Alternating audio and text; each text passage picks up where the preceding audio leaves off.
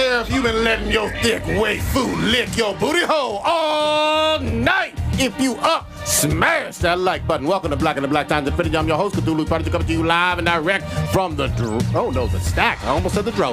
Smoke me out there with that dank shit on my left. Oldest ninja in the world, old ninja. Data is the new bacon. On my far right, engineering on the ones and twos, chuck on the threes and fours, Kronos. Time to go back to God of Boy, New Game Plus. Oh, last but not least, we got your boy, Blue. Baby shark, do do do do do. Mama shark, do do do do do. This motherfucker went there. That song is stuck in my head, and I only heard that verse. That's it? Yeah, that's as far away. That shit is catchy. I've heard like 3 different remixes today. Goddamn. Damn. Gotta check that shit out. All right. Well, we are back. This is going to be a big-ass motherfucking show. All kind of dankness. Oh, Dirty Stew's got a question in the... Sorry, got a question in the chat? No, not in the chat, but on our Twitter page. All right, we will get to that. Homestead, if we got up in there. Wild Write that down. In the chat, thank you very much. Listener of the week would be a lady, I know that, Ellie Bird. Thank you very much for listening. Excellent. Ellie Bird, what's up, girl? I see you. Yeah, all right. Slidey slide. I'm married. Oh my God. I still see you. I recognize that your presence and existence on this planet Earth. This motherfucker. Blue, have you been drinking again? Always. No, He never yet. stopped, actually. I thought you just I just gave you a beer. It's kind of strong, man. All right, we got some important RIPs, right? Yeah, we got a couple. Yeah. Take it away. Let's start with Lifestyles, the rich and famous man who had his own show about people who live way better than you ever will. First of all, if she doesn't know who this person is, she's too young for you, bro. Ooh, I think that's facts. That's facts. Okay, well, Cribs before there was cribs. yeah. So Robin Leach, who's male, just in case, Robin Leach, he was the host of Lifestyles of the Rich and Famous. That show lasted 11 years. Only 11 years? I thought that shit was on for like 25 years. I thought it was on for like a weekend. They did a lot of reruns then. Yeah, I know they did a lot of reruns. Probably. The show ran from 84 to 95. God damn. So, but then he was also a journalist, and he moved to Las Vegas, and he wrote for the Las Vegas Sun. So he died of a stroke on the 24th. Oh, it's brutal. Goddamn. How old was he? He was 76. Yes, 76. Pretty good life. Pretty good. But yeah, he was on vacation in Cabo San Lucas. He lived a good life, though. I will say. He seemed like he had fun. I mean, he was the originator of Cribs. So Lifestyles of the Rich and Famous, and then came MTV Cribs. Basically, MTV Cribs was basically like people that MTV wouldn't be allowed to show on their show without like some kind of compensation. I mean, they went right up into them homes. Oh yeah, they did. But I mean, Robin Leach had ones where like people had their own islands and fleets of ships. And, like their own planes. He had airports. He had real rich people in there, not motherfucker like people that were rich. Some of them weren't even famous. That's what I'm saying. It wasn't always celebrities. Yeah, they were just like mortgage brokers and goddamn like Wall Street Journal people that might have been in the news. It's Nigerian princes. Yeah, it's funny to me that probably a bunch of those people got probably arrested for like white collar crime eventually. Oh yeah, wouldn't be surprised. All right, but his catchphrase was the best though. Like that whole Lifestyle of the Rich and Famous. I'm Robin Leach, and this is the Lifestyle of the Rich and Famous. I mean, you were watching that show because you wanted to be all up in there. Yeah, you know, gold Lamborghinis and shit. You know, I'm looking at the ratings on like IMDb. It only had like a 5.9 out of 10. Haters. Yeah. Well, that's why. Things have changed since Robin Leach was on the air. I mean, it probably wasn't a good show, but it was fun to watch. It was super intriguing. Like, what do these people do with their money? Oh, that's what they do. Everything gold toilets, gold knobs, gold fucking silverware. Yeah, Coke hookers, opiates, Quaaludes. And there's that thing that came out about MTV Cribs being fucking fake and staged and stuff like that. Like a lot of those houses weren't the celebrities. I think the only celebrity house that was real was Method Man's. Like he was like they wanted him because I think he came out and said that they wanted him to like use his one house. He thought, no, that's not how I live. Like this is my fucking house right here. We're doing it right here in my fucking house. And they ended up doing it there. Good shit. His house was clean. It's like if you're a millionaire, you still gotta fake the funk. It's like, damn, really? Yeah. The fuck? Keeping up images and shit. Keeping up with the Joneses. All right. Next we have United States Senator John McCain from Arizona. He's a Vietnam vet. He was a runner for the 2008 presidential election. And 2000, actually, at least in the primaries. Yes.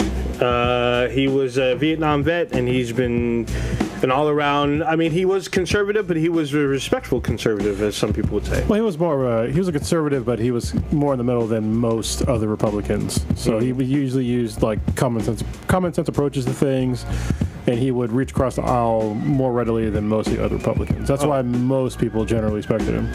Yeah, and he was well respected. Apparently, he was ailing, which was in the news because Donald Trump was throwing shade about him being sick or whatnot, and almost saying that he wasn't a real vet. Well, he had brain cancer, and he called him a loser because he was a POW for, I can't remember how long. Like 5 years. Yeah, it was a long time. Yeah. And he got fucked up. Like, because of that, he couldn't raise his arms over his head anymore because he was stuff like that. Actually, couldn't even go, like, above shoulder height. Didn't Trump, like, make comment about that? Like, yeah, I mean, he called him a loser. He said he prefers that. He called him a loser, like, specifically, and then he said that he prefers his, I think his war fighters to not get captured or some shit. He's a piece of shit. I mean, that's what somebody that never served and that is ignorant as fuck would say to try to seem like they're tough. But, yeah, that's really a fucked up thing to say to somebody that got tortured for, a number of years fighting for our country. Meanwhile, Donald Trump hasn't fought for shit. On that level, anyway. My favorite thing, though, because last week it was all about kind of Aretha Franklin, and not that I'm trying to steal the shade or whatever, or steal the spotlight, but it was all about Aretha Franklin, and I learned more about her infamous shade shit. Mm-hmm. McCain threw shade at Trump from beyond the fucking grave, though. He was like, middle finger to you, motherfucker. You cannot come. You are not invited to my funeral. How about that? And just to add insult to injury, both George W. Bush, and Obama are allowed to give the eulogies and whatnot. And of course, they're obviously invited, but it's just like there's a cool ass meme where it shows Donald Trump standing over the casket of John McCain, and there's this big arm with a big middle finger to his face. I was like, God, that's some ultimate fuck you beyond the grave. It really is. You know what? I think some people say, man, I'd be petty, but you know what? I say it's well deserved. Fuck you. Yeah. Hey, why are you gonna invite a hater to your fucking funeral? Like, what the fuck? Well, hey, man, what was it? Not Nancy Reagan. Jesus Nancy Christ. Pelosi? No. It was Barbara Bush. Barbara Bush. Yeah. She didn't invite him to the funeral either. From beyond the grave. That's when you know you're a real piece of shit, is when you don't get invited to, like, before they die, to their funeral. It's like, God. Yeah, make sure this motherfucker can't come. Yeah. A dying wish to bar you from saying your condolences or saying bye. That's fucking crazy. Yep. Yeah, so Senator McCain, he had brain cancer for a while, and he was going through chemotherapy. And it came out in the news a couple of days prior to him passing that he was going to stop chemotherapy, and then he passed. So that's fucked up, but I mean, I guess I know chemotherapy is hard for a lot of people. Sure. And if you're already old and you know your time is coming, it's like, why live that time in pain and shit like that? Just go on your own terms. So rest in peace. Well, I know a lot of people are upset too with the current president because he, I guess the flag on the White House was only down half-mast for a day and then went back up. But then that's not the way it's supposed he to go. signed a bill to put it back down. It's like, no. What? He did that. Sign a bill. He tried to seem like he was more important than he actually. What you're supposed to do is when somebody of importance dies like that, you're supposed to leave the flag at half-mast till laid to rest. And so that's him signing a bill doesn't really fucking matter. That's the protocol you're supposed to do at the White House and pretty much every other major, state or federal building. And he decided to be a dick and try to throw shade at him after he died and put it back up and then talked about how, I signed some shit to put it back. No, you don't. You didn't do anything. You had nothing to do with that. He was being a dick. Yeah, just being a dick. So people called him out for it. Rightly so, but still, both sides. But I still see a lot of my veteran friends still back up this fucking piece of shit. They still try to say that, President Trump is about the troops and blah, blah, blah, blah, blah, blah. Meanwhile, I haven't seen him do a lot of things that are good for the troops except for signing the bill that John McCain put into play. But other than that, I don't see him doing a lot for the troops. I see him throwing a lot of shade at the troops. I haven't heard about him ever going overseas to visit our troops in a war zone like most other presidents do. You know, I see him as a draft dodger and a guy that doesn't understand how the military works, and that shows by the way he conducts himself when dealing with any sort of military affair. Space Force. That's one thing he got. Halo. Right. Yeah. Well, no, you don't need. We already have a fucking. Nah, man, we need a Space Force. I saw Voltron, man. We need a fucking force. Well, you know what's funny? So Neil deGrasse Tyson, he's come out and said that we do need a Space Force. Give me one second. Doesn't part of the Air Force cover part of Yes, this? it does. And we also have another branch. It's not a branch, but we have another organization called SPA War, which is for the space and war. That's hence the fucking name. But there already is I think it's like a general in the Air Force. That's part of his purview is to deal with those kind of things. And I don't think you need a whole other branch for that. Yeah. Like you're not building a different kind of like. It's all things that are pretty much covered by the Air Force. Like, and like most astronauts have a military background, so it's something that you train in already that you just have additional training to do. So I don't understand why you need a whole different branch to do this. All I know, if we get fucking Gundams or some fucking mech suits, I am signing up for the Space Force. I guess so. Only if I'm a fucking pilot. I don't be like the guy carrying a fucking battery packs or bullets and shit like in the Matrix. Oh yeah, that dude got fucked up. Yeah, we're not fighting Zentradi or goddamn. Not yet. The Golmar, the Golra. Golra, yeah. Yeah, the Golra. Not anything. Wait! You didn't give me Vespa. What's they say? Vepetsa. That shit is Quiznak. there we go. Anyway, closing out John McCain. He passed away at the age of 81 due to brain cancer. He has 7 kids. One of his kids. Damn. One of his pull-out kids, game was weak. No, sorry. Oh, damn. Damn, that was not That's all bad. Damn. That's awesome though. Damn, one of his kids is on The View. Megan. Oh, really? Oh, yeah, Megan yeah. Marguerite McCain. Yeah, she's an author and she was on Fox News and she's a co-host of On The View. With Whoopi and shit. Hey, before we move forward, just quick happy birthday to MJ. Michael he would have Jackson. been like 60 something if he was still around, but If that doctor hadn't given him what he asked for. If Pepsi hadn't burnt him up and he wouldn't need those. He lived past Pepsi. What the fuck you talking? I thought it was Coke that burnt him up. No, it was Pepsi. It was Pepsi.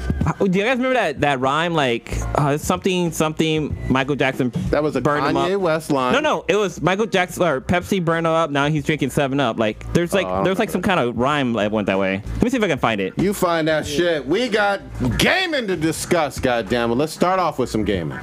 What shit? Cyberpunk 2077. This is a CD Projekt Red new IP.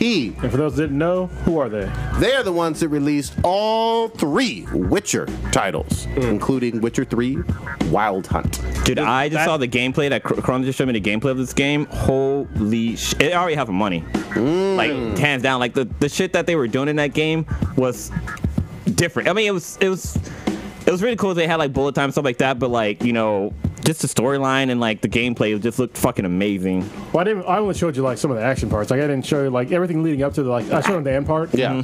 Everything leading up to the end, where it's like a series of choices, like seamlessly thrown into like your gameplay. Where like that, so that credit chip that she had, she could have like done different choices with that. And so the previous people that had played the game at E3 and then at Gamescom, they had commented that first of all they played as either the first one they played as a man, second one as a woman. You can customize all that shit they showed in this gameplay footage, and then they were saying how like you had different options to do with that credit chip. And there's other shit that you had options to do too that were good and bad choices. So I'm gonna say this: Witcher 3 impressed the fuck out of me. I didn't play Witcher 2 or Witcher 1. Those were third-person fantasy type games with like magic, swords, killing dragons, killing griffins, and all that other stuff. This is first person. True RPG first person shit that's kind of reminiscent of a really clean version of almost like Fallout 4. I'd say more Deus Ex. Yeah. I didn't play Deus Ex, but the Fallout 4 elements that I got were like in the bullet time, slowing things down to shoot things, and doing like a headshot, and then the RPG stuff. Sort of. Yeah, it's sort of like that, but not really. Yeah. So apparently the reason why when I was watching this, there's people throwing like some shade at the game because I guess at last year's E3, the game was in third person. and people were saying, "Well, what's the point?" Wait. This they showed. How much did they show when last year? When they first showed the game, apparently last year, when they showed the beginning, like a little bit of gameplay, it was in third person. That's why people expected it to be in third person when it was debuted this week. I feel like that was some cutscene shit. Yeah, possibly. I always read that it was first person. And either way, I mean, a lot of games you can switch between first and third. So like when you're driving the car in the game, they switch between first and third. True. But then like that's not that big of a difference in gameplay, really. From a studio that is only given us, so far third person games, it was just it's a change. And remember, this is a studio that's pretty much only known for The Witcher. Yes. So a lot of people were saying a lot of people were like, oh, this is different from The Witcher, obviously, because it's first person versus third. People were saying, well, we saw third person. They were talking about this on IGN. They were like, when we first saw this was third person. They made the switch in development to first person, which is fine. They said the immersion was still there, but a lot of people were saying they felt more immersive with third person. I don't agree, but I still think that this was a very big statement from CD Projekt Red. I felt like this, to me, felt like video game version of Altered Carbon. Especially like the whole thing about cyber hacking people. Like you can hack people and you can get hacked. They had like a scene in the tub that was very reminiscent of Altered Carbon. They had titties. Yeah, there's titties. I couldn't believe they showed it on YouTube. I was like, whoa. Yeah. Well, I guess maybe since it's animated, it's kind of okay. No. Or it's considered an art. If that was the case, all the food porn would be on there. Or I know where to find that. The Overwatch porn. That would have been all over YouTube. But no, they let the titties fly. But I thought it was really crazy. It looked super immersive. It looked super open world. I'm hoping it's multiplayer. I'm assuming it might be. I don't know why everybody thinks. You don't need multiplayer in every fucking game. You don't. Like everybody nice, always. People say that shit about God of War. I'm like, no. God of War is a perfect example why you do not need multiplayer or co-op or any kind of bullshit like that in the fucking game. I totally disagree on that. No, with God of War was fucking great. It was a great game. Don't get me wrong, but I would have loved to have seen either a separate mode or well, hold on, let me say it. Either a separate mode or something where Atreus was playable. That'd been interesting. Because there's the vast majority of the game, it's you and Atreus going at it, and yes, you can control him, but I thought it would have been an interesting twist, especially for the replayability for me. Because with a single player, I don't tend to over and over again play the campaign again and again. Well, I mean, they can always do something with Atreus later on. Like, maybe he might have his own game. Like, maybe he becomes Loki. Sure. Well, Spoiler. I obviously don't agree. I mean, if you have a story to be told and that's the way you want to tell it, and it happens to be single player, I'm totally fine with that. I think that a lot of times, like, look at the old God of War, was Ascension. They threw in multiplayer and there was no reason to do it. It was fucking garbage. The execution was terrible on Ascension. And it just doesn't make sense in a game like that to have multiplayer. It doesn't. Yeah. Well, I think Ascension, no, but the current God of War, yes, because you have a companion the whole way, which makes sense. It's not necessary, but I think it would have been fun. Your companion is very like story driven, and there's like things that they talk about. I wouldn't want that person to be controlled by another player. I wouldn't, because I like the fact that Atreus did his own thing, and you can sort of control him, but sort of not. And the way the back and forth banter with them too was always awesome. It'd be like if you were playing Uncharted and Sully was all of a sudden. Oh, I've always wanted that. That's been my biggest critique of Uncharted. No, I've wanted Uncharted to have co-op throughout throughout the campaign since Uncharted 2. I thought that it's something that would have been fun. The other thing that I would still love to have seen, and this is no shade, I love God of War quite a bit. I've loved every single one of them, pretty much except for Ascension. I would have loved to have seen some level of PvP. Well, the reason why I think it makes it trash is because, especially in those two games, is because when they're writing the story, those characters that are co-op characters, they're doing things in the game that they're scripted. And if you make that a co-op player, you have to basically undo all that scripting. And it's like when it's live, like all the back and forth banter, when they're doing things like opening, like interacting with the environment, shit like that. When it's co-op character, they're not going to do that. So I think they won't be able to tell the story that they want to tell if somebody else is playing that character. Are you talking about the cutscenes? Not even just cutscenes. No, just like the back and forth, like say when you're like just walking around with Kratos and Atreus, and you're like opening up things, and like Atreus is saying something or is in a certain spot to do things, or he's looking, he's like, wow, look at that, blah blah blah, or look over there, dialogue. Shit like that. This like shit like that, you're gonna lose altogether if it's controlled by a person. You could. I think you gain a lot too. Well, I think you gain more if you have a story that you want to be told, and you have total control over a character to tell that story. Yeah. I think in that situation it's way more important. Plus, I can't see how God of War could be a multiplayer game. Or even co-op. It doesn't fit for me. I can see co-op, but multiplayer, I don't see it. But, like, this is a slightly poor example. Can't see co-op either. Resident Evil 5, you have two main characters in the game. But, I mean, but there's banter. Pretty good. There's banter between the two main characters. I mean, there's between Sheva and Chris, because she doesn't know Chris's background. She doesn't know what's going on between him and Wesker. And throughout the game, she asks them, like, especially after encounters with Wesker or battles with his minions, she's always questioning what was the deal with that. And he tells them, even though you're with someone else that's controlling another character, they still have story elements told while you're going through the game. Well, yeah, but this is a great example. One of the best parts of the game of God of War is when you're in the land of the fairies, and then you go into the light, and then Kratos thinks only a couple moments have passed, and all of a sudden he gets pulled back by Atreus, and all this time has passed. Yep. You have to throw that entire fucking thing out of the window with co-op, and that was I thought that was really important part of the game. There's a whole bunch of moments like that in the game that you have to just throw out. I like that part, but I could take it or leave it. That was like a weird. It was fine for the story, but it didn't add nothing for me. Are you serious? That part, dude, that part was so important. Yeah, especially when he got mad. The first time he got mad at his dad in the whole game. He did. Yeah, and you didn't see the body count. Yeah, and then his Kratos' axe was moved, and it was just sticking on the top of the pile of bodies. Yeah, yeah. And he was picking up all of his weapons. Like he had to fucking get his fucking arrows back. He had to fucking get his knife back, and he was super pissed about it. Yeah, he was killed. Even when you're playing as Kratos in the game, like, it's fucking hard killing those goddamn fairy guys, and he was out there murdering them while you were fucking gone. So let's get back to Cyberpunk. We got way deep. Cyberpunk should have co-op. Anyway, from what we saw, what'd y'all think? Oh, did The Witcher have co-op? No, it did not. Did it matter to you in The Witcher? Oh, it would have been great. So you have Siri in The Witcher. Sorry, we're going off another tangent. You didn't play it all the way through. You got to play it all the way through. Siri is so important in that game, but there are plenty of times she is not an NPC, but there are plenty of times when it would be better to play alongside her rather than, this time you play with her, this time you play with Geralt. I just want a good story told. So when it comes to single player games, just give me a good story.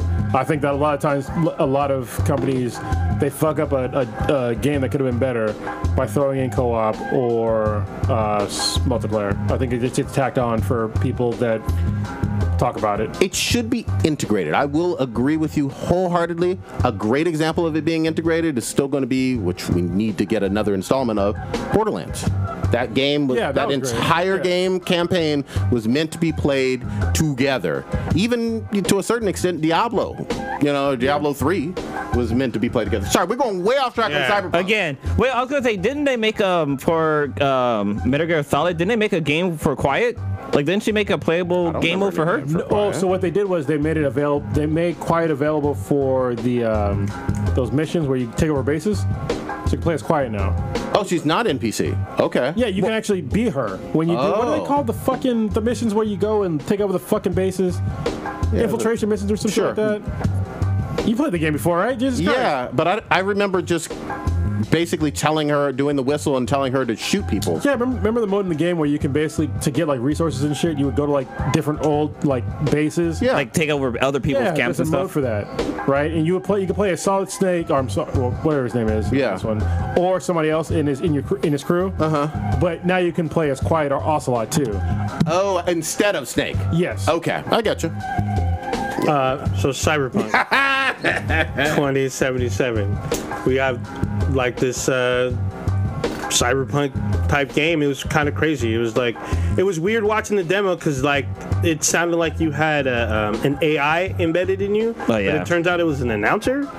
which is weird. I didn't get the AI thing from. I understood from the beginning. In the beginning, it was a sounded like narrator. No, it sounded like a narrator to me the whole time. To me, it felt like you had like a ghost from Destiny, or like you had like some kind of AI built inside of you. Then just because you're getting old and the ends are talking to you. Well, at first, when I watched it, I thought it was like a training thing, like somebody telling you like, oh yeah, this is how you do it. But then once it kept going on, I was like, oh no, this is like somebody commentating like the gameplay and stuff like that. I will say this: the shooting looks very crisp. Ooh, yeah. I was impressed by that a whole lot, because you obviously have futuristic guns and weapons, and you got that bullet timey, that's like Fallout slowdown shit.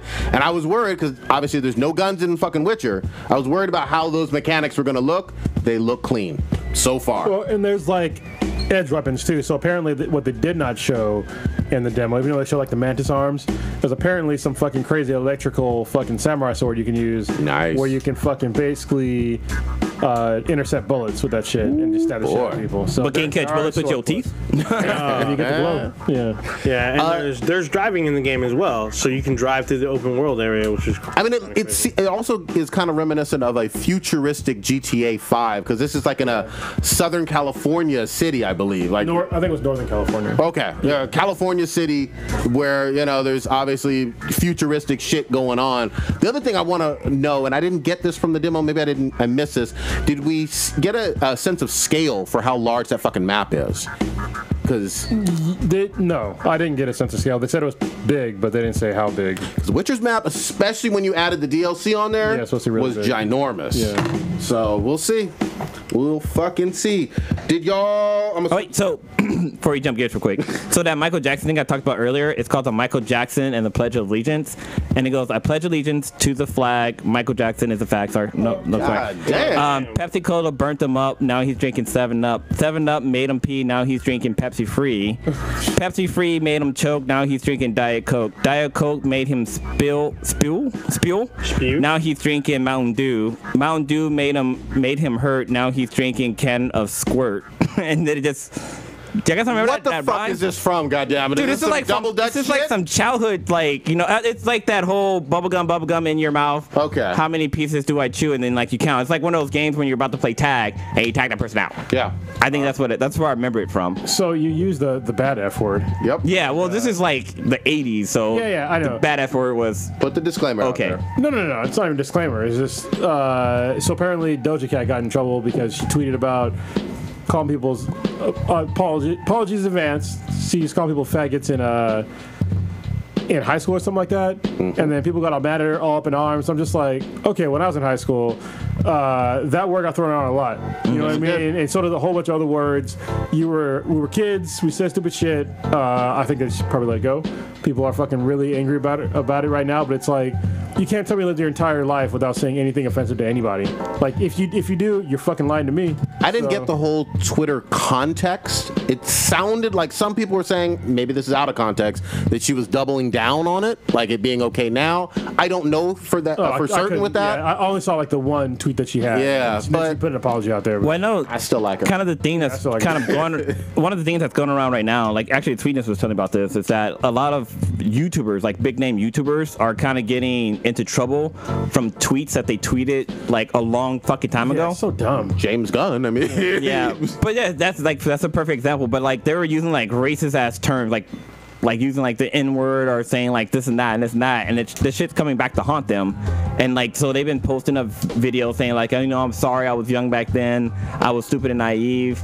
So like a lot of them are taking like breaks from YouTube right now, but that's kind of like the thing that's going around on the YouTuberverse. We've all said fucked up shit when we were kids. We have. Like if I definitely have. Everybody has. I just don't understand why people, they want to say that shit and they want to pretend like they didn't say something equally as fucked up when they were kids. It's the mob wanting to take someone down. Yeah. That's really all it is. And they found a vehicle to take down not even big name celebrities like James Gunn with Disney, but more low level, a YouTube quote unquote star that maybe has 5 million subscribers or something like that, or 1 million subscribers. It takes them down a peg and they feel powerful powerful by taking down a quasi-celebrity. Well, Yeah. this is like, they're multi-YouTube. Like, they have over 10,000 or 10 million subscribers. So, And, I mean, it's obviously not cool to say now, but oh yeah. like I said, when you're a kid, you say a lot of fucked up shit. But like, they're coming out and apologizing for it because, like, I mean, if somebody brought up some shit I said in the past, you're like, I'll apologize for it. Like, I was young, dumb back then. Fuck but that, I'm You calling said a stuff liar. on this cast 5 minutes ago. Now, well, I mean, I was younger back then. There's some shit that I said in like high school or junior high, some shit like that. Yeah. I will call you immature. Yeah, exactly. Honestly, because it's like, yeah, back then I was a kid and I said stupid shit. Yeah. Like, how dare you like take that in context now as like an almost 40-year-old man? You know what I mean? Obviously, I'll speak about that today.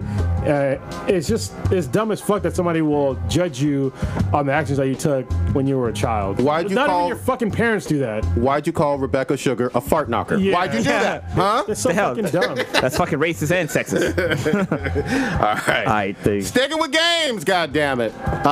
Did y'all see the Sekiro? A shadow dies twice, or shadows die I saw twice. some of it, yeah. What? This looks now. You know I'm a From Software guy. I am. This is Activision with From Software doing this one, and you get to be a fucking ninja in feudal Japan. It looks like you can move better in this game and More actually- mobily, yes. Same Destiny And Warriors. when you attack instead of some fucking bullshit ass delay. Don't you fucking do it. The fuck outta Don't here do with it. that You didn't bullshit. play. You didn't get up to the first fucking boss in Bloodborne. Five, You didn't get to the first boss. Get five good. Fucking minute fucking attack animation bullshit. The fastest. The Blades of Chaos were in the first level. Anyway, well, okay, we're not going to Bloodborne. The Blitzcast I know is from God of War. Get the fuck out of here. Sekiro, or Sekiro, however you pronounce it. I'm not quite sure quite Sekiro. yet. Sekiro. Kiro. You get a grappling hook. Okay, Batman had one. Certainly. you on some Batman shit. You are on the rooftops. Is this Batman ninja shit? Like, can I do like jujitsu and fucking have bats and Well, form a funny you say giant that. Batman? There's some kind of like Japanese symbol that comes out when you die to resurrect. Oh shit. And then if you do the right like death kind of killing or whatever, you can refill this meter again and keep on life. coming back to life, which is a great mechanic. Yeah, that's pretty dope. I was quite impressed. That's never been in any Soulsborne type of game ever. So we'll see. Did you see the gameplay? Anybody? I only saw what we saw at I saw the E3. new one. Yeah. I only saw what we saw at E3, and that was This fucking one's dope. a lot longer, and there's like some commentary with it. It's about 18, 20 minutes or so. Was there a convention or something that was recent? Because we got like. I think Gamescom. Gamescom. Yeah. Okay. Gamescom, That's what's that not called? con. Oh, I just want to make sure that people are listening. Gamescom and Gamescom are two totally different fucking things. Aha. So, yeah. Truth. We'll see. I'm excited about it. It drops March, which is 22nd, 2019. This is a busy ass first quarter of the year for a lot of games. I hope it doesn't get lost. And they did. Forgotten. Yeah, I mean, you got Division 2, you got supposedly Kingdom Hearts 3, and a whole bunch of other shit. That can't be coming out until fucking 2045. We're gonna be dead by the time that game comes out. I didn't even play 1 or 2. They're so old. Like, Yeah, I can't. I always hear great things about them. So though. many did people too. beloved. People play them over and over again. this is true. My friend's wife does. She plays it over and over again. Really? On Yeah. what? Like, can you play it on the PS4? I think she There's played an on HD version. Xbox. Really? There's more than just an HD version. There's a whole bunch of versions. Okay. Yeah. It's basically like Evangelion.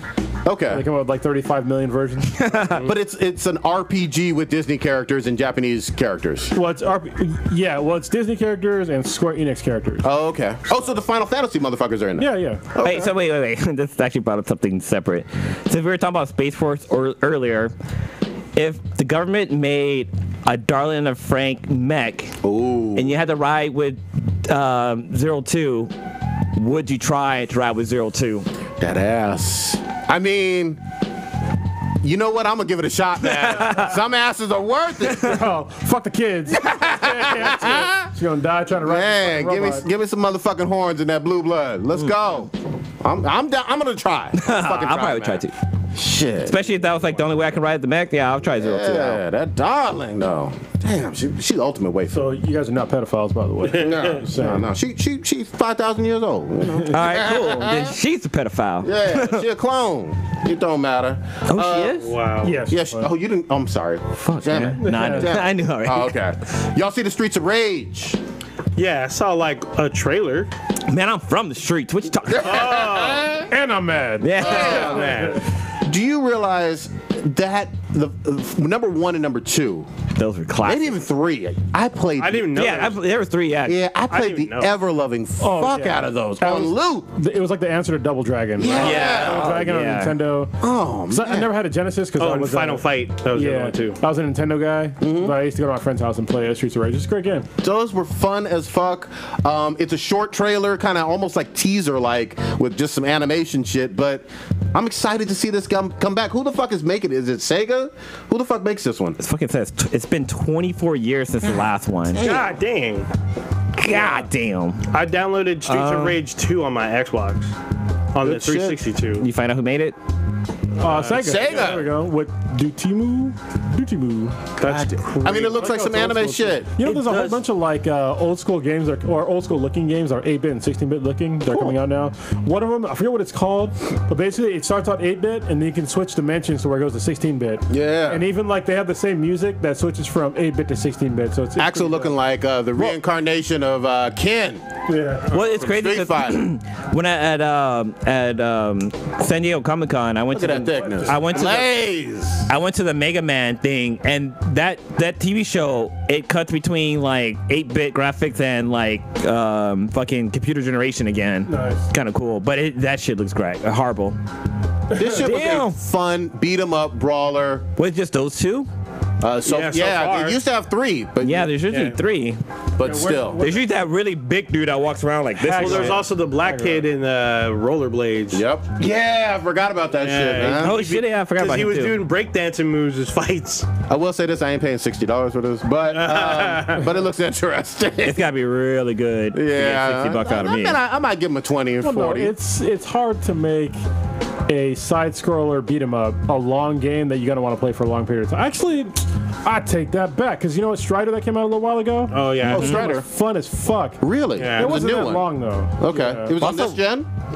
I was maybe last gen. It was Okay. last gen. Because it was a But Guacamole is a really good one too. Yes, but it's only like $12. Or, Yeah. no, Yeah. $17. Yeah. Pretty cheap. Yeah. Super Meat Boy is the same. Hell, people love that game. Right. Well, I just downloaded Guacamelee 2, which if you haven't played Guacamelee at all, any of them, download it. It's worth playing. Play the first one and then get the second one. They're excellent games. It's basically like a Metroidvania type game, and they even have references to Metroid. Like you have to get, instead of the Chozo, they call them Chorizos. Yeah. And then in the second one, they have like all these knockoffs for like all these other, like they had Streets of Rage, remember River City Ransom? Oh, that was they great. They had a knockoff name for that too. Yeah. And they have like this thing called the Mexiverse and shit like that. It's so fucking funny, dude. Well, I remember the first one was fucking hilarious because there was like a scene where like what you'll be playing and then there'll be like some brick patterns that would be Mega Man. It perfectly looks like Mega Man, but there's like another scene where you go into like a shop and he goes like Guacamole, the princess is in another castle. Nah, I'm just fucking around. That's Yeah. awesome. Yeah. I love really good. I love games that don't take themselves too seriously. Yeah. And that's what this is great. That's Great why for. Conker's Bad Fur Day is one of the best. Because that game never took itself I never seriously. heard of that shit. Wasn't How would you never heard Conker's Bad Fur Day? And, That was old. That's Holy older. shit. Yeah. It is older, but they did a Conker's Reloaded for the Xbox, I believe. Well, I wish Yeah. they would make a new Death Span, because that's another one that's like a really funny game that's really fun as fuck to play. Yeah. Yeah, there was 2 of them, and they didn't make any more. I wish they would make another one. God damn. Yeah. Dude, Conker's Bad Fur Day was like an R-rated Super Mario game. Oh, that sounds lit right there. Yeah, it was crazy. There, in the very first like 10 minutes of the game, there's a flower that has these double D tits that you have to bounce on her tits to get to the next level above you. It's fucking great. Did y'all hear the newest information about Spidey, which is dropping in like basically a week in a few days? They got a whole DLC schedule. Oh, so I gotta pre-order that. Yeah, and the DLC schedule is ambitious. It looks like they dropping all 3 of them like 1 month after each other, like October, November, December. Well, that kind of makes me worry about the gameplay. Like, is it gonna be short that they need to throw in some DLCs to keep you playing? Who knows? I mean, there's rumors about the game being about 30 to 40 hours long. Okay, that's not but bad. then you can, obviously it depends on how much time you want to spend with all the side quests. Yeah. But those are just rumors. I don't fucking know. I don't have an advanced copy or anything like that. But I kind of like when a game is confident enough to say, we have a DLC schedule. You know what I mean? Like we've thought ahead a little bit. Did they throw out prices of the DLC, or is it gonna be free? But I think there are prices with it. Oh, I think okay. it's I don't know. There's like a discount if you buy it all at once. Plus Or the if you pass, do it- whatever. Yeah. Yeah, I heard Tony Stark's in the game. Oh God damn it! I'm playing Uncle Ben. He's always trying to be that daddy, you know. But yeah, that's. So wait, so we're kind of talking about like buying pre-ordering games. Like, you guys want to talk about the whole Amazon thing? Because Yeah, go ahead. yeah, so apparently Amazon is no longer going to be having discounts on their pre-orders, right? Is that what it was? Yeah, it was like a 20% discount, I think, Yeah, something like that. something It was like that. significant. So On new games. yeah, Yeah. Only when you pre-order them though. Actually, it wasn't even that. It was pre-ordering them, and you had there's a grace period of I think a week or two. Yep. Where you can still get if you're a Prime member. Yep. So yeah. It was. Well, it was awesome. I remember I bought God of War through Amazon, and Amazon used to have the feature where like they would deliver on the day the game is released. But when I got my game like fucking 3 days later, you guys were already playing, and I was fucking pissed as hell. Sitting here like a little kid, fucking can't get into the lollipop store or some shit. I never had that problem, but Yeah, they usually deliver pretty quickly. Yeah, the only thing that sucked is that you would usually get it the day after, like GameStop would get it, because GameStop would do like the midnight, or if you're on the West Coast, the 9 p.m. release. Yep. And you wouldn't get it until like the actual day. So basically, if you're on the West Coast, you can pick up any game or console at 9 on Monday instead of early on Tuesday. Which is awesome. Yeah. Sticking with some pre-order stuff, I got some sad fucking news. Well, some people gonna be happy. Battlefield 5 is getting its ass kicked when it comes to pre-orders compared to Call of Duty and I think Fallout and I think Red Dead Redemption 2. The information I saw online was telling me about 85% less than Black Ops 4, which is a huge one. Usually Black Ops is the #1 selling game almost every fucking year for like last 10 years or some shit. It's getting his ass kicked. A lot of people questioning things about their directions, you know? I think it's just, look, at this point in gaming, there are so many fucking good games coming out that it's a game that's going to be AAA title is going to get fucking dropped off. And I think at this point, they got the wrong shake, I guess. I mean, because there's too many fucking good games that came out, or that are coming out. But It's a busy fall. traditionally, when Battlefield comes out, is usually behind in pre-order sales than any Call of Duty. But not So, this drastic. not that This drastically. is historic. So, I mean, we'll see. Well, and you know what people are going to start talking about? They're going to go right back to the trailer with old girl who had the prosthetic in Sweden. Some people didn't like that. Kronos didn't like that at all. We talked about that. Well, I mean, I gave, like I said, what I said before was it's not historically accurate. Yep. And I understand that some women did fight in World War II, but it was not on the front lines like that unless something went drastically fucking wrong and the front line got pushed way the fuck back. But I give the caveat, it's a fucking video game. Sure. So I don't really give a shit. Like, there's a whole bunch of shit that you do in video games that are not realistic, so it's fine with me that you have women on the front lines in World War II in a video game. Because, I mean, nobody else complains that you can double jump in games, right? Yep. That's not realistic. So Or med you're living in packs. fucking fantasy land. It's fine. Yeah, and I get that. I'm just saying there was controversy and people going back and forth about that, and sometimes controversy is good for business, sometimes it ain't, you know? At least as we're standing right now, I think part of it is a busy-ass fall. We haven't seen a good Spider-Man game since, I don't know, the last 10 fucking years or so. You got Tomb Raider, you got Fallout coming, and at the same time, Black Ops looks interesting again too for a lot of people. Some people don't like the campaign being missing. I get all that. It could be a busy time. It could have been their decision for how they advertised it.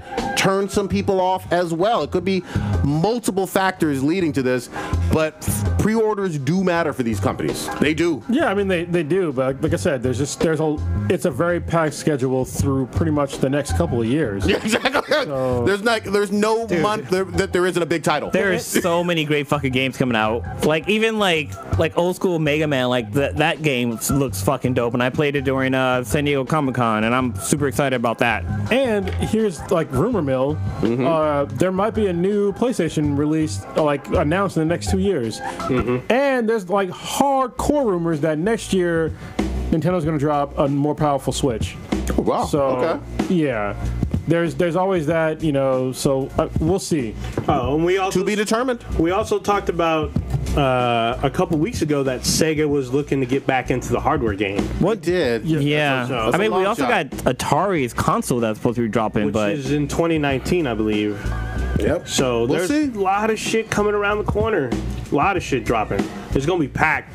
Y'all gonna be broke. for real. I'm not. Did you Actually, I just bought a house. I probably will.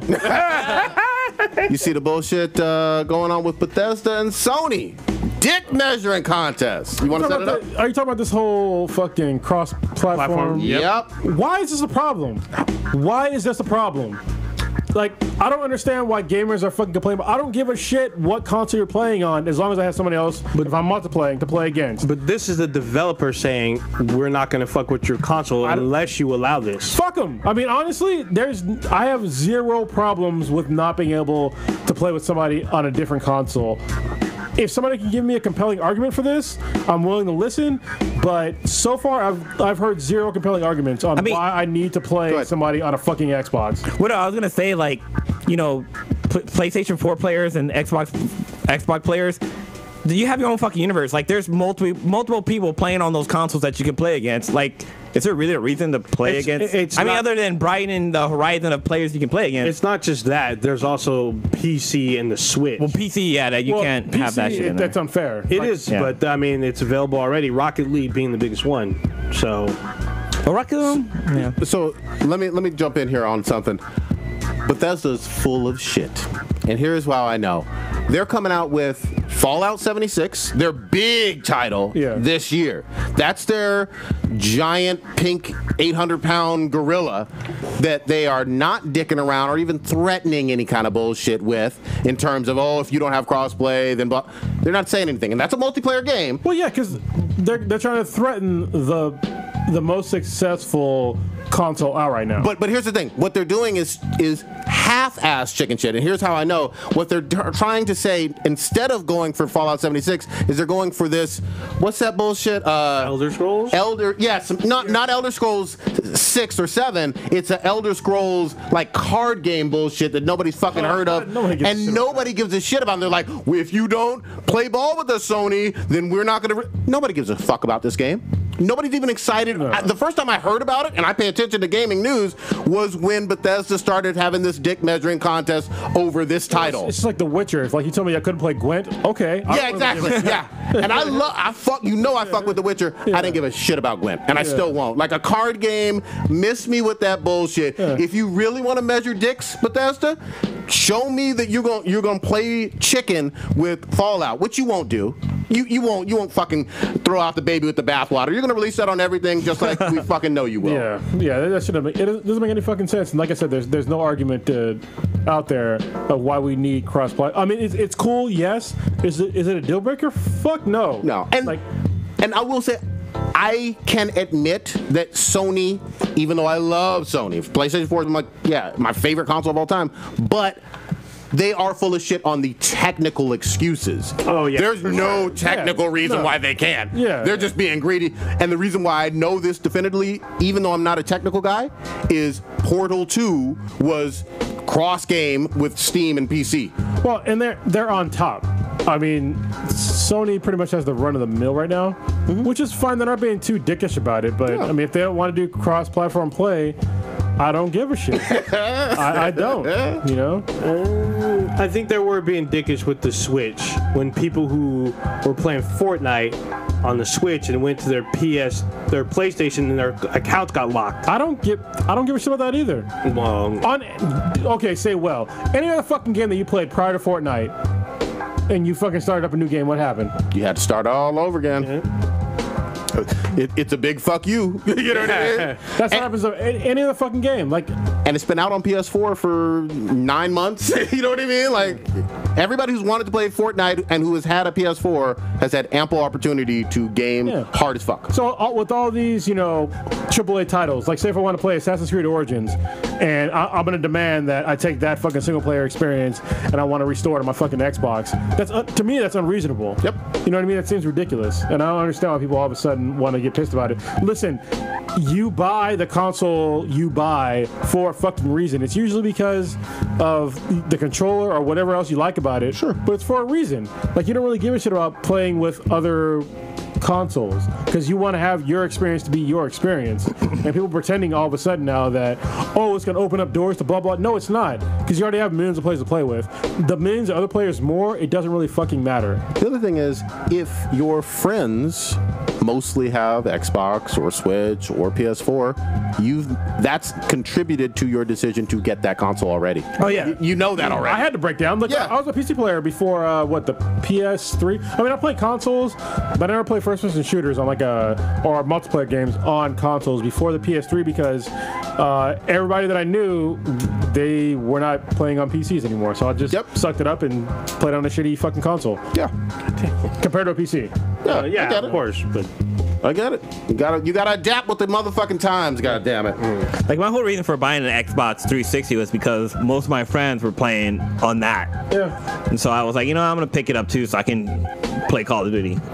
But then, I mean, they had great games on there too. Ooh, speaking of Call of Duty, what you got? Xbox has released a backwards compatible. You can play Call of Duty Modern Warfare 2 on the Xbox One through backwards compatibility. Is it? Do you have to pay again, or nope? So free? If you do not own the game, like if you sold your game or you want to download the game, it's $15. If you have your disc from the Xbox 360, you just put it in the Xbox One. It loads, it downloads the game, and it runs. But does it remember all your old shit though? Yes, it does. The very first thing it does is import your profile from the Infinity Ward servers. Everything that I did that was on there, including my play scheme, because I don't use the default controller, I play with the tactical, all that was there. That's cool. Everything was there. All my accolades. I loved that game. That was a fantastic fucking shooter. But it's funny to me now is because a lot of people that were playing on modded Xbox 360s back in the day, you can see their shit's all fucked up. God damn. Their shit is fucked. You can tell who's cheating because now their leaderboards, because their numbers are either negative or their time played is fucked up. It is all fucked up. Hella people cheated on that fucking game. I see it. So many people. Wait a minute, people cheat at Modern Warfare? I'm confused. I thought they were all skilled players. Quick scoping. But yeah, I was playing the other day. Actually, I streamed it out on our channel. You can watch me fail miserably on there because I had to adjust to the way I play versus this game. Like, it's still fast. Yeah. I forgot how fast Call of Duty was. Call of Duty is not fast. Well, compared to where, like... previous gen, though. Yeah, previous gen, it's fast. It's not fast. They're not on a PC, Call of Duty is slow as fuck. Oh, damn. Really? You just played Doom. I mean, Doom is faster. I totally agree. Doom and Unreal is like my benchmark for first-person shooters, like, forever. Doom is the fastest shit I've ever played. Yeah, from a shooter. That's what I was used to. That's when I first started playing, like, Call of Duty and, like, these more quote-unquote modern shooters.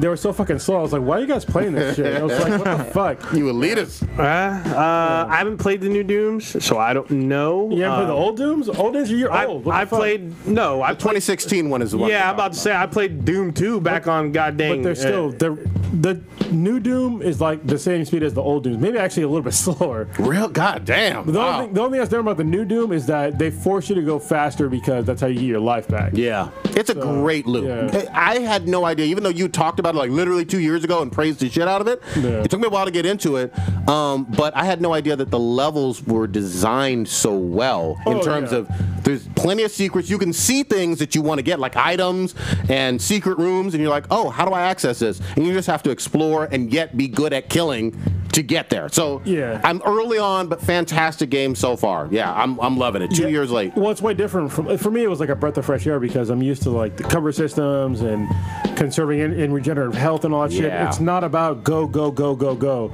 Like in modern shooters, the regenerative health like fucked me up because you can get shot a couple times and like kind of retreat and get your shit back, or you can like run into somebody and like kill them with like one shot. But it's not like that with Doom. Yeah, you know what I mean. And Doom, they put the latest one, they put a cool spin on it because you have a limited amount of health. It does not regenerate. And the only way you can get it back in this game is two ways: is by finding health or killing faster. And so that's not something you see in Call of Duty. No, it's a great shooter. I concur. And we're getting Doom Eternal. That was announced and whatnot. Is that a 2019? I couldn't remember. I think so, and it's coming out for the Switch as well. It's all of them, PC, everything. See, I never got around to playing Doom on VR because I've seen people gameplay of that. And I'm like, holy shit, it was like ridiculous.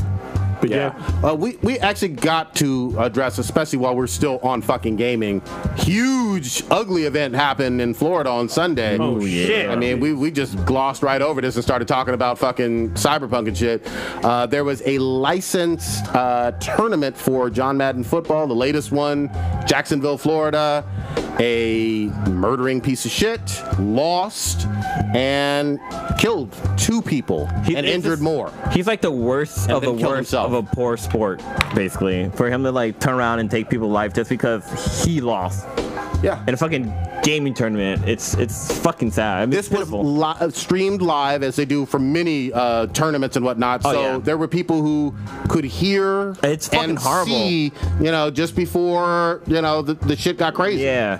Have you seen the video? The streaming video? Yeah. Oh, man. I heard there was streaming live on Twitch when it went down. They were. Twitch and YouTube, like, it was all over the place. It was all bad. Apparently, he killed himself. Yes. At the event. So. The only 2 people died, right? Outside of the... I don't want to say only, but 2 people died. I thought it was 4, but I could be wrong. Yeah, 2 or 4, but then multiple injured. Well, it was including him. Okay. So.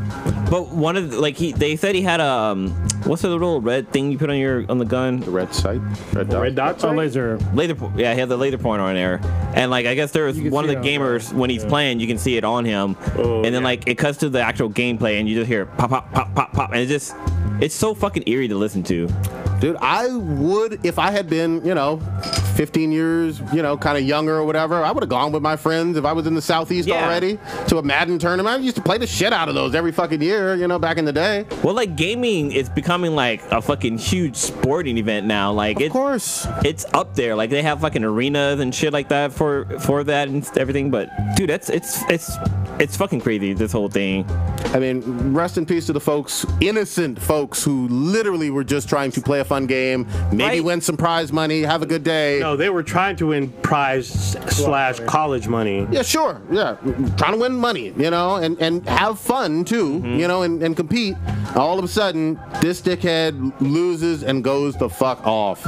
Didn't they release that he was he's had issues in the past? I don't want to hear it. Yeah, I don't want to hear it. They said he's had mental health issues. I don't even want to hear it. Well, okay, so this is I knew you were gonna say that, and I know you don't want to hear it, but it's a problem. I'm not letting it be an excuse. Just to be clear, I'm not letting it be an excuse for his behavior. It's not an excuse, but it's something that I think that too many Americans just kind of brush aside. That there's a lot of people here in America that deal with mental health issues that are not treated well. And well, go ahead. I'm not giving an excuse to this fucking guy. What he did, he did it. I mean, there's no excuse for what the fuck he did. But at the same time, it's people have this thing in their mind where they're well, fuck that guy. He had mental health issues, and we just kind of sweep it under the rug. But meanwhile, most of the people that do these mass shootings really do have mental health issues, and it doesn't help that when that shit comes out in the news, people are just oh, that wasn't really the problem. He's just an asshole. But if he was treated, he was obviously mistreated. He didn't find the help that he needed, and that's a problem as well.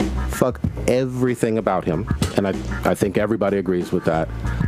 I just don't want the mental health issues to be the excuse for it at all. It's not an excuse, but what you're saying though, it's not helping the situation because there's a lot of people here in America that have mental health issues that are not getting the treatment that they need. But he did get the reason why we know that he had mental health issues, not only just the event, but the news has reported that he has been hospitalized for it.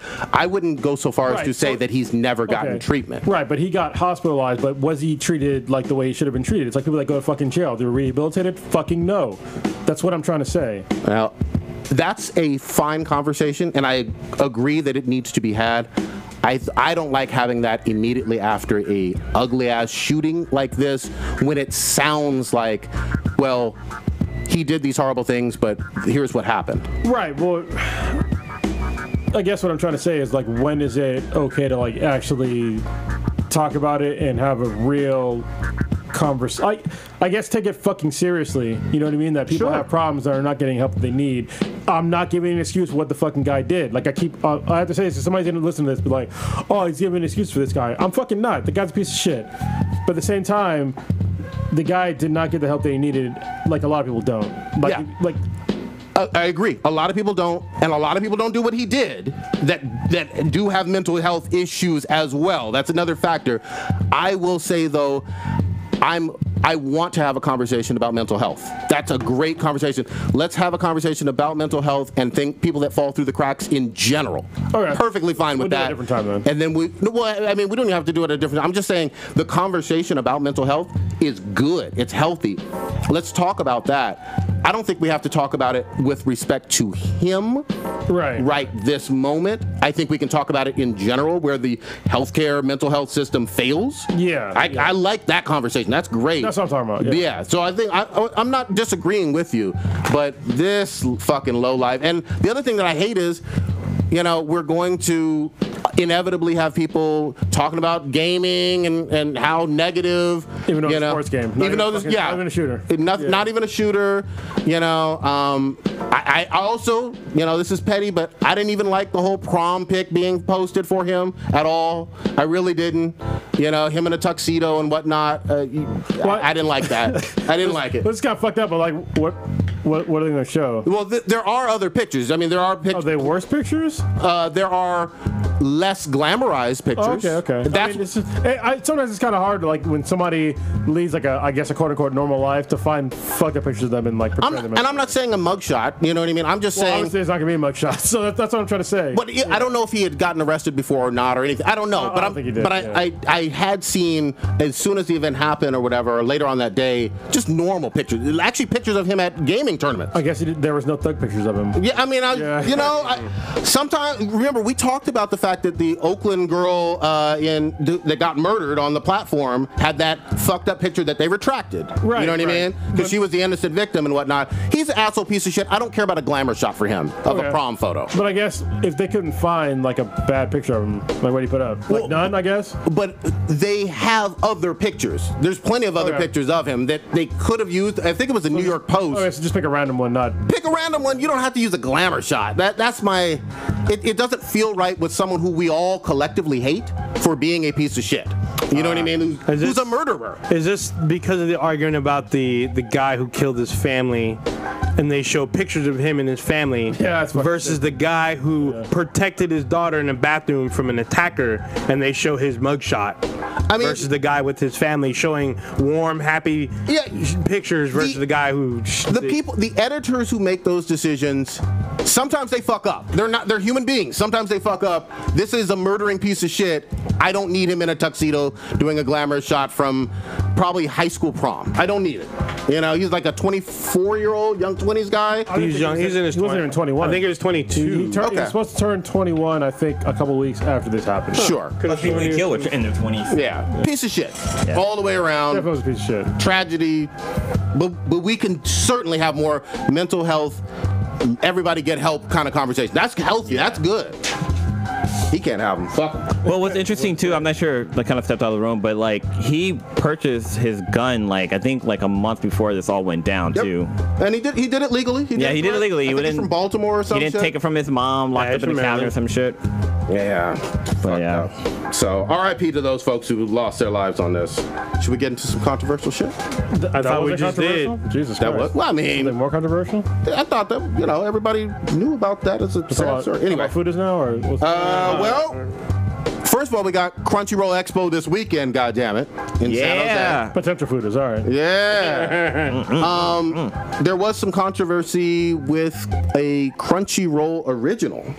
I like Crunchyroll a lot. I like Verve a lot. Mm-hmm. We might do a tour with them, but we are, unbiased journalists. We got to call them like we see them. Anybody who's new who don't know what Verve is, it's VRV.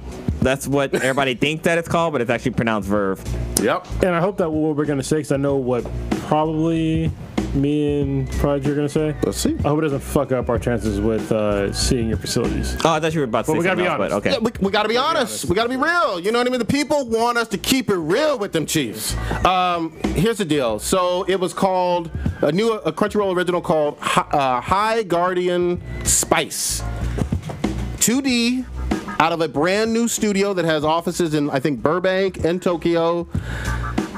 I gotta say, I was really disappointed with the advertising. It's all about the creators and the diversity of the creators rather than the anime itself. Go ahead. Yeah, it's like I always say, you need to tell me a good story. I don't really give a shit who wrote it. I don't give a shit what ethnicity, gender, whatever the fuck. If you're a fucking alien, I don't give a fuck. You just tell me a good story. Yep. All right? Who you are, I don't really give a shit until you happen to become maybe famous. Yep. Like if you're Jonathan Hickman, then yeah, I give a fuck what you write. If you're, you know, who's the guy? Nick Dragotta. Yeah. I give a shit like what you draw. Fiona Staples. But they got to that point. You know what I mean? If you're going to give me a brand new studio with people that I don't fucking know, and you're putting all the emphasis on all these people that nobody fucking knows, basically, on them instead of like their actual work, then it makes me instantly be questionable about like what the fuck they're doing. And I didn't get to even the best part. It's not even fucking anime as far as I'm concerned. Oh, it's definitely not. I'm like looking at the things now. This is American animation. This is fucking. I want. What is it called? It's like Flash. Flash animation. Yeah. Kind of stuff. It looks a whole. Kronos is pulling it up on the screen, but it looks a whole lot like Steven Universe, which is a great fucking show. Inspired. Yeah. Some people ride hard for Steven Universe. I do. It's not my cup of tea, but I don't need everything looking like that, you know. But I haven't seen the anime. I didn't even get enough of this quote-unquote anime from the trailer to know whether it would be my shit or not. It was all about, we have, I think... this is not what I consider anime. I think they said something along the lines of 70 to 95% all women, which is fine. Which I don't give a shit about. But who are the characters? Yeah. I know that there are a few looking like girl characters that look like, that have some fantasy elements. Maybe a little witch girl with a grimoire, you know, magic book. I don't know. But nothing came out of the trailer that made me understand what type of story this is at all. And people were pissed. The internet was split on this, and you know how hard anime weebos go. Yeah, well, and I love anime, like a lot of kinds of anime. But first of all, this is not anime, and second of all, I'll give you a perfect example. One of my favorite anime directors of all time is Shinichiro Watanabe. I have no fucking idea what he looks like. No fucking idea what he looks like. He could walk right in here right now. I have no fucking idea. Because his work speaks for him. And for somebody to put, oh, look how diverse our fucking studio is. Look at us. This is what we do. Like, I don't give a shit. All I care about is the product that you're putting out. Yeah. And I don't. It's not even petty. That's the way it is. Like, name me who the fuck drew the original Thundercats. Nobody fucking knows. Name any one person that did the original Thundercats. Name a fucking voice. Name a goddamn artist. Name a fucking writer. You can name none of them. I heard they were all Arab females. So. Yeah. But why? I can name like 2 people from Transformers, and that's because they're fucking big ass fucking names. Yeah, there's a few. Back then I couldn't know. But. Yeah, but you have to let the work speak for you first before you try to make it seem like you have a name, because none of the people that were on there had a fucking name. As far as I know, somebody's probably getting fucking mad. They do blah blah blah. I don't give a shit. Honestly, I never heard of them before, and they need to just put on a fucking normal trailer.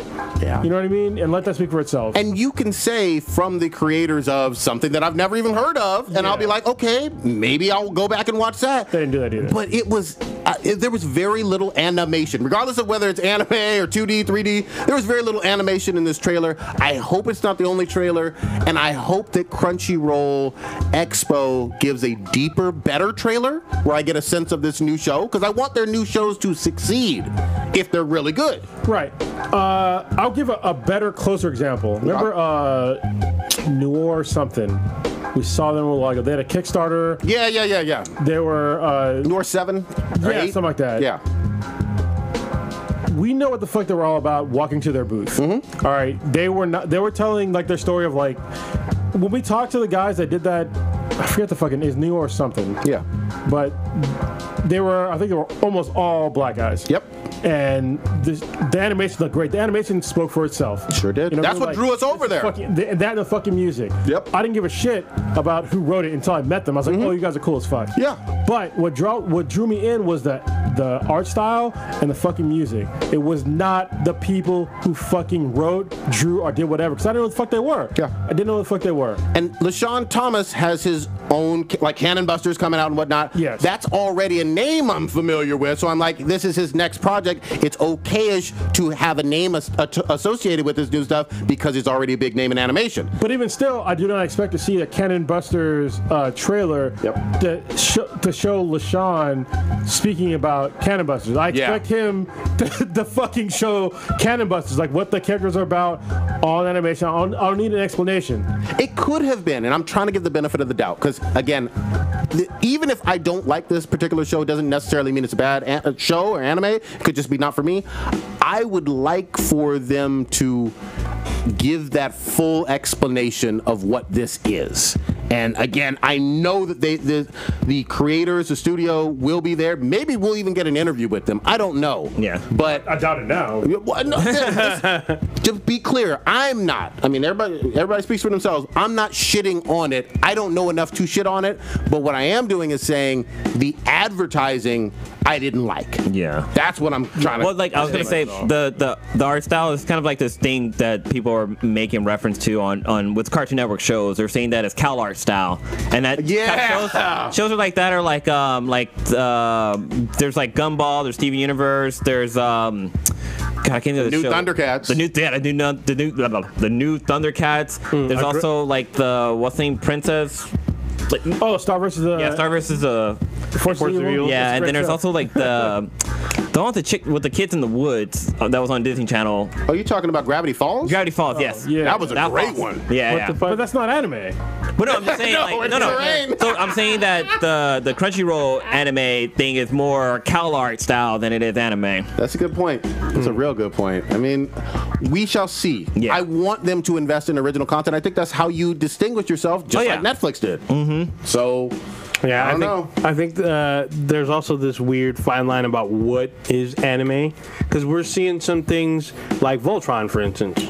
Voltron we consider to be an anime, but some people be like, no, because it's an American product, it's not really anime. I do not consider Voltron anime. What about Avatar, Aang? Avatar, I consider more anime-ish. Okay. But it's still, that's right in the line.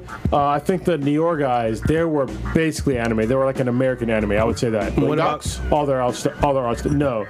Only certain parts of it I would consider anime. I get the other parts of it would be straight up American anime. Because some of those fight scenes were Naruto and Sasuke. Exactly. Naruto, Sasuke, and fucking, what's it, Orochimaru. Yeah, exactly. But what about Castlevania as well, where we talked to the director about it? That I would consider American anime. American anime. Yeah. But this was not that. And to have an anime channel show something that is not clearly, to me, not anime or Japanese in any sort of anything. Like, so they show Ruby on Crunchyroll, right? Yes. Or Verve or something, Yeah, but that is still in more of the vein of anime than this is. But the thing about Ruby is that it's all computer generated. I know, and it's Rooster Teeth, but it's still... It is Rooster Teeth. It's the art style, like the way that it's like portrayed is still more anime style. And just to clarify again, this new studio says that they have offices both in Tokyo and Burbank. Well, I don't give a shit. I don't know where Boondock Studios are. I don't know where the fuck Rooster Teeth is. Well, I'm pretty sure I do, but but they didn't. Texas. They didn't tout like where the fuck they were. They didn't tout their diversity fucking portfolio. I don't give a shit. What was like this? Show me a decent fucking show. This could fall into that wacky anime type style, like the old school, like what's the name of that little kid that would like walk around with his fucking dick out and shit. It not look wacky. You talking about Shin-Chan or whatever? Yeah, Shin-Chan. Yeah. Walk around with fucking elephant it's penis. Definitely not gonna be. I can tell you. I'll save it for myself. Nah, fuck it. I don't give a shit. Drop it. I've been drinking. I can tell by the people that were in the video, this would be nothing like that. Oh yeah, of course not. It seems like it's going to be like a serious animation. It's probably going to be some coming of age with magic and fantasy elements. Yeah. Type of stuff with young female characters, which is totally fine. Yeah. Maybe it might be wrong demographics for us, but like, I fucking love Steven Universe. That's like one of my favorite shows on Cartoon Network. So if this is like that and it's done well, I'll probably give it high praise. But if it's like throwing shit down your throat like, hey, I'm gay and we're making out with another chick and that's okay type shit. That's not cool. That's what they're doing. And what you just said, let me just give you people that are listening that might get mad what Blue just said of like shoving shit down your throat. They're kind of doing it already with like when they show all the people that are making the show and they're showing like what's in the show. But Avatar Korra, which is a fucking great show, it was that's one of the greatest fucking gay animations to me of all time, because you didn't even know that the main character was fucking gay until like the end. You're like, oh shit, it all makes fucking sense. You know what I mean? Same thing with Steven Universe. I'm still fucking confused with that. Yeah, like I've gone back and watched video and I'm like, I fucking still don't see it. I saw it from like a while ago, especially when like they let up. She cut her hair. Yeah, it's kind of when you can tell. But anyway, you don't need to like overtly tell somebody like somebody's sexuality. You know what I mean? Or like really like hammer it down somebody's throat. It just doesn't make any sense to me when we live in a society that we do today. Like you're on two sides, you know, in America. Either you're going to accept shit and you don't want to shove down your throat because you accept it, or you're on the other side to where you're never going to accept it, and if you try to shove it down your throat, they're instantly going to say fucking no. So you're going to basically please fucking nobody when you come up with shit like this. I'm sorry, not nobody. You're going to please a very fucking small amount of people. Yeah. Let me jump in here. I agree, and I see exactly where both of you guys are coming from. Folks are going to already ask me about, okay, well, what about Prodigy? You watched all of Yuri on Ice. Yuri on Ice was a comedy that was extra gay. But you knew right off the bat that I hate using this word, but the tropes of anime with the fan service, which are usually always automatically anime titties and whatnot, all they did was flip that and make it into some funny gay scenes. Well, and they weren't shoving down your throat that look at the diversity of our fucking writers and our fucking animation studio. Like it didn't. I didn't know anything about this studio. I don't understand why you need to tell me that 50% of your studio are women. Like, okay, I guess. Like, I don't give a shit. Like, what's your product about? Yeah, I still feel like this was a miss on the advertising. Maybe there's an extended trailer that we'll see this weekend that will help clarify what this is and what their other projects for original content are. I still ride with Crunchyroll. I still ride with Verve. We'll see what happens with them, and I'm excited about the fucking expo. Honestly, if we can sit down with somebody from Crunchyroll, I would love to have like maybe not a podcast, but just like a kind of offline conversation about. Oh hell yeah! Because obviously what we're saying is going to be controversial to a lot of people, and I don't want to put them out like that. But I would love to like talk to them. I don't necessarily think it's even that bad, because it's truly just this was first impression based off a trailer that it wasn't just us. We're not in the minority, I don't think, on this, because they shut down the fucking comments. Well, yeah, they disabled the comments almost immediately. I know within a few hours, because there was so much negative feedback on it based on how it presented itself. So, and listen, our podcast, we are not anti-gay or anything like that. No. Our families are. We have families that are married that are gay. Same like sex, honestly, it's like. I don't know how to put it, but it's like we fucked up our fucking family tree. Yeah. So, it should all confused now. Yeah, so I have no problem with gay people. I have no problem with bi people. I have no problem with any of that kind of shit. You got a problem with black people, though. I have a problem with ghetto people. I don't give a shit what color they are. I got a problem with stupid people. Like, if you're ghetto and stupid, you're on my fucking list. But yeah, you just can't shove that shit down my fucking throat, because I'm already accepting of like whatever you want to do with your lifestyle, but don't try to shove down my throat that I need to be your ally or some shit like that. No, because you could be an asshole too. Like your whole like sexual whatever you want to do with yourself, that's fine, but you don't have to shove it down my throat. Like the best, like we were talking about Legend of Korra, like the best way to do it is just like the person just living their life normally, like they're gay and everybody accepts it, and like there's just shit that they do, and it's like, oh, that person is gay. It's not like I'm queer, I'm here, deal with type shit. So it's just like when you're like when you're straight, you don't come out and say, hey, what's going on? My name is Cronus, I'm straight. Yeah. Like it just that seems stupid as fuck, right? Like I don't give a shit about your sexuality. And there is besides Yuri and obviously some very questionable episodes of JoJo, there's not a whole lot of gay. Some. Okay, 80% of JoJo is gay. All right, I said it. It's still great. Yari yari. But most animes have. But the cherries in his mouth, though. Oh man, he was licking them cherries. Dude, all that up shit- and down, man. That shit was great. There's a video on YouTube. It's a fucking hour long of him just playing with that goddamn fucking cherry. That was on It's so Stardust fucking funny, Crusaders. dude. That shit had me fucking rolling. And then Diamond is Unbreakable went even gayer. I mean, and this new one, I've already talked about it, man. There's not a woman in the fucking. It seems like there's no women in the actual Part 5 show. And that's fine because you want to know why? Because nobody's coming out and be like, "This is the gay show." Nope. Half of our fucking or half of our studio is females. I don't.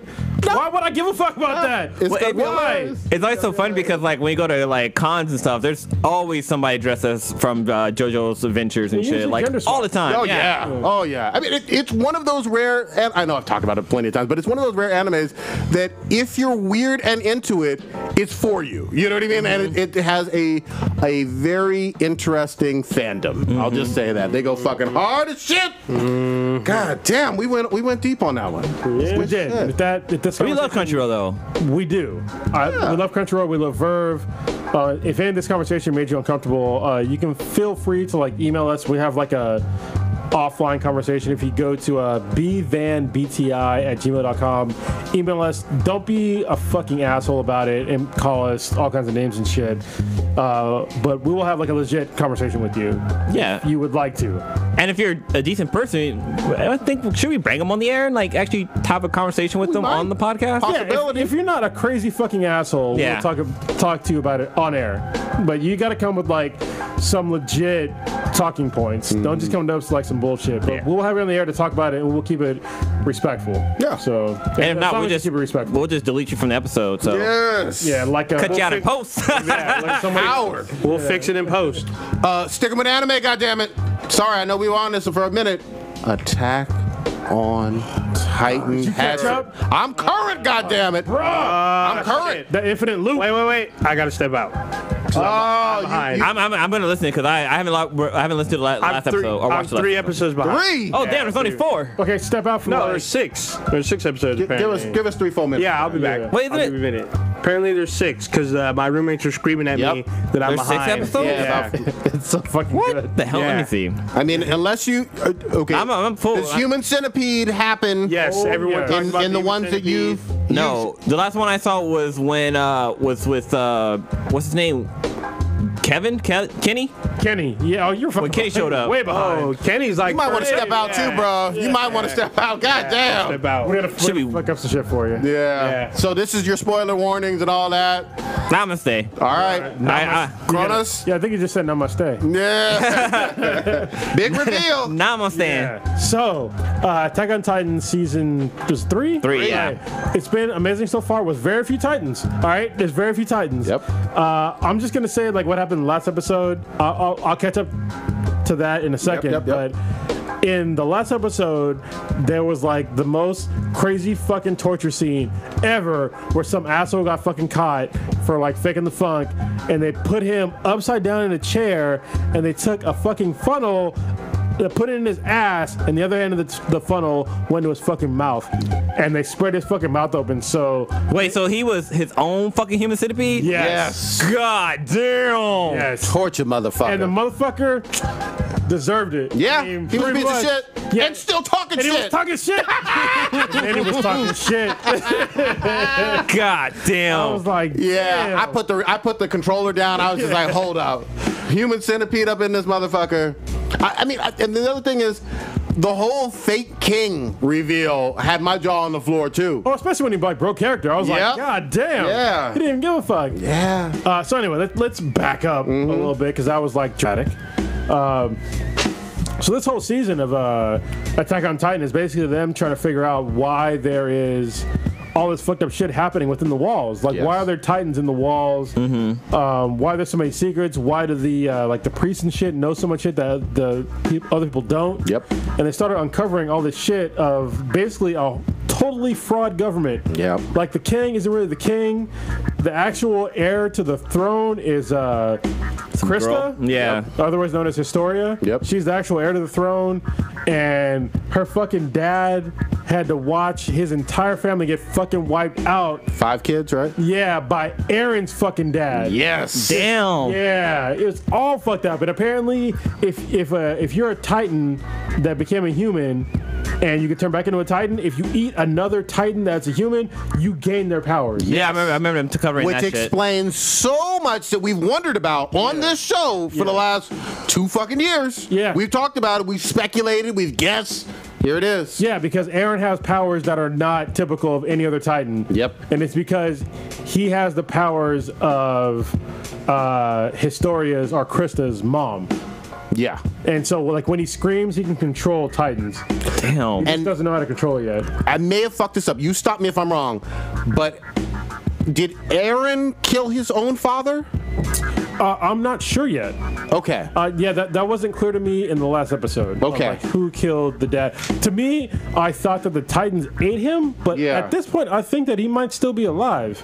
Damn. Well, because when you rewind the tape and go back to season 1, first episode, He just left. yeah, you don't see him die. You see the mom get killed, but you don't see him getting killed. Right, but what happened, so the dad injected him with something, and I think it was basically all the powers that he had gained. Yeah. Oh, So okay. that's why he okay. has all his fucking crazy ass powers. Okay, you know what? I was confusing that part. I knew about the syringe, but I was like, did he also eat his own dad? I couldn't tell. I Okay. think that's what he injected him with. Was Okay. that. And I think that he gave him the key because in the basement will be of his old house. We'll tell him like everything. Like the lab. Yeah. Or, Yeah. The thing that was really weird to me was the whole touching skin to skin and getting memories. Yeah, so that part, what I understood was, at Damn. least in my mind, Okay. is when they both touched him is because they were touching, because he has the powers of the mom. When they touched him, they gained memories from the mom. Ooh. And so they started to remember a whole bunch. That's why I started unlocking a bunch of memories. That was trippy. Just fuck up the whole well, no, I'm confused as fuck. So I gotta watch the episode. I understand what the hell you guys are talking about. Yeah, you gotta watch this. Because one of the things with Attack on Titans, like on Toonami, they're showing season 3 on there, but they're only like I think like 3 episodes behind. Like that's how long it takes for them to make the episode for the dub. Yeah, but like my whole thing with watching like the dub is that like there's so much shit that happens on the show that you might misunderstand something. So going back and watching the dub kind of fills in some of the blanks. So I'm actually watching the subtitle version, and then I'm going back watching the dub version when it comes out on Crunchyroll. Damn. It's worth. But just they're worth because rewatching. there's It's so dense. much fucking shit happening on this goddamn anime. It's hard to like catch everything. Like you have to like either pause and rewind and read it again. I paused when they had the kind of like the commercial break like that actually showed title card. Yeah, because in that title card it was crucial information, literally detailing how Titans get created and how they get powers. And I was like, holy fuck! The interior army. I didn't understand that unless you pause the show. You don't understand why Kenny and like the whole interior like patrol thing worked.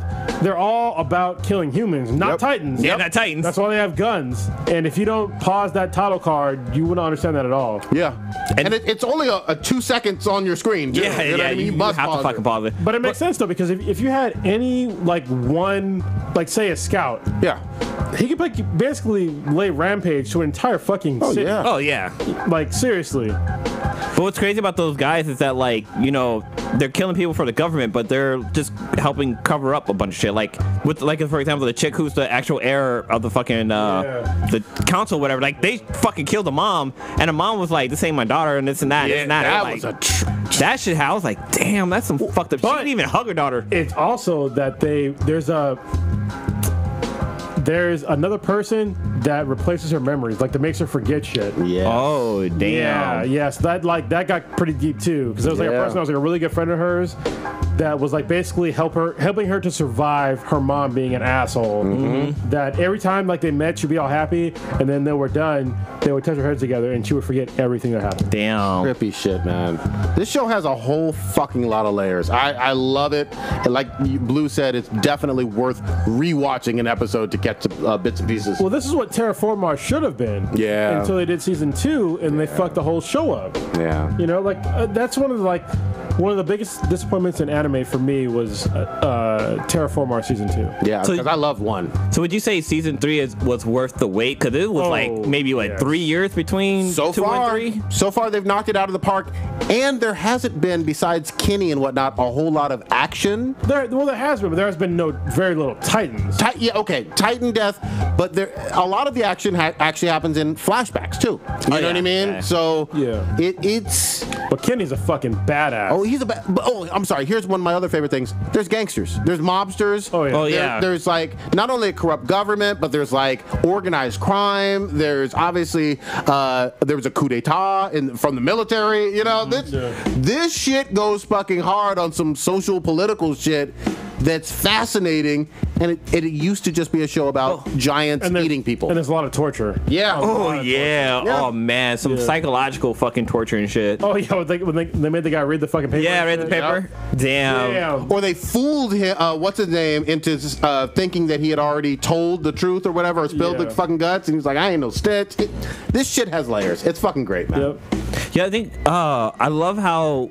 So, I mean, in season 1 and 2, we only knew about the guys with the grappling hooks flying around killing the Titans and shit like that. But then once they introduced the military, like the fact that they're kind of using the same fucking tech and still killing out their own fucking guy, that shit blew my mind. So it's different tech. If you pause the title screen, their three-dimensional gear is faster Damn. than their gear. And fucking what's name was able to Levi. Yeah, Levi was able to outmaneuver motherfuckers and killing fools He too. killed 12 of them. Yep. Damn. Ain't no joke. And he took like one fucking like bullet against the cheek or something like that. Damn. Yeah. Levi's a shit. Ain't no joke. Asshole, but still a shit. Yeah. And we still don't know where Annie is. Don't forget that shit. Is she okay? Yeah. Shit is great. Michael Jackson. Yeah, he's back in. He's back in, so. Yeah, I'm back. Holy fuck. Yeah, I think shit. I saw 4 episodes. I'm 2 episodes behind. God Okay, damn. I'm 3 behind.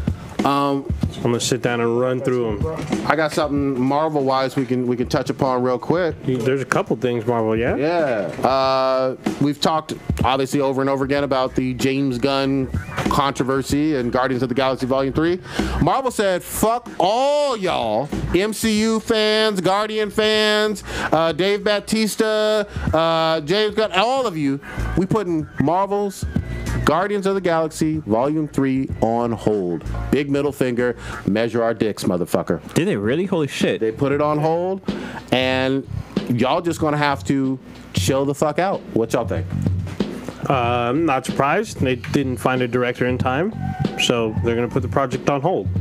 And if it goes beyond a particular time, it might very well get canceled. So I'm gonna say I'm okay with that concept. I was impressed by the first one because I didn't know any of the characters. Me neither. It was a great surprise. They're great iconic characters.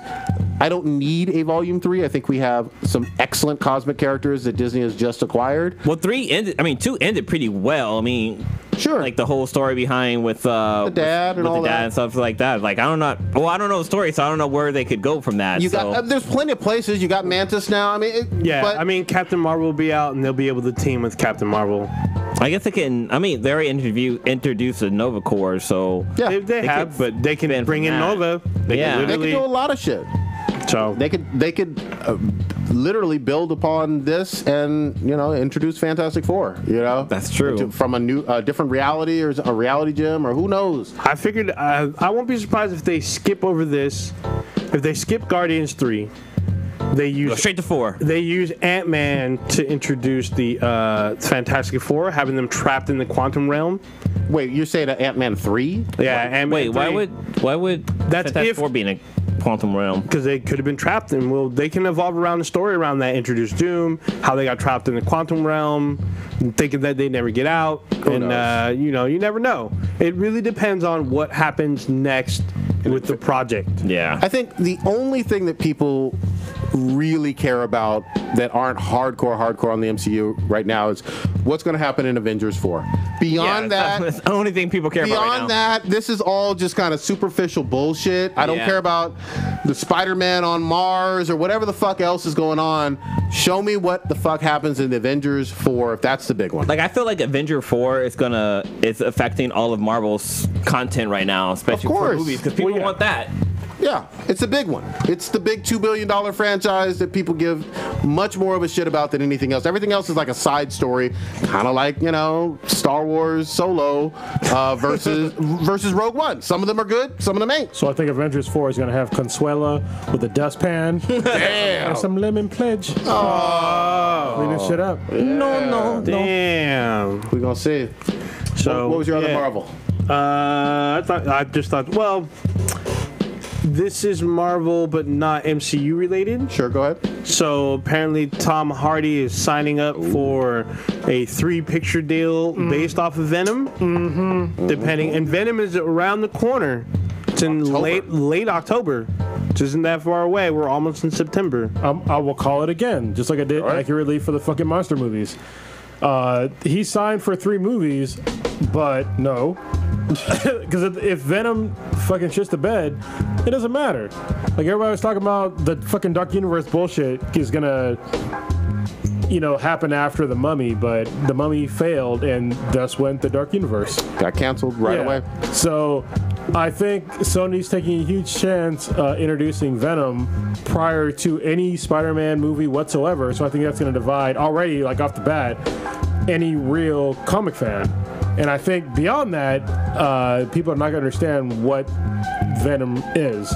So I don't expect this movie to break any records. I don't expect it to do very well in the box office. I want to see it out of morbid curiosity, but I don't expect great things out of it. I think it'll do decent, but I don't think it's gonna do like crazy, like record breaking. Can you quantify you said not so well, you said kind of mediocre. What 500 million worldwide?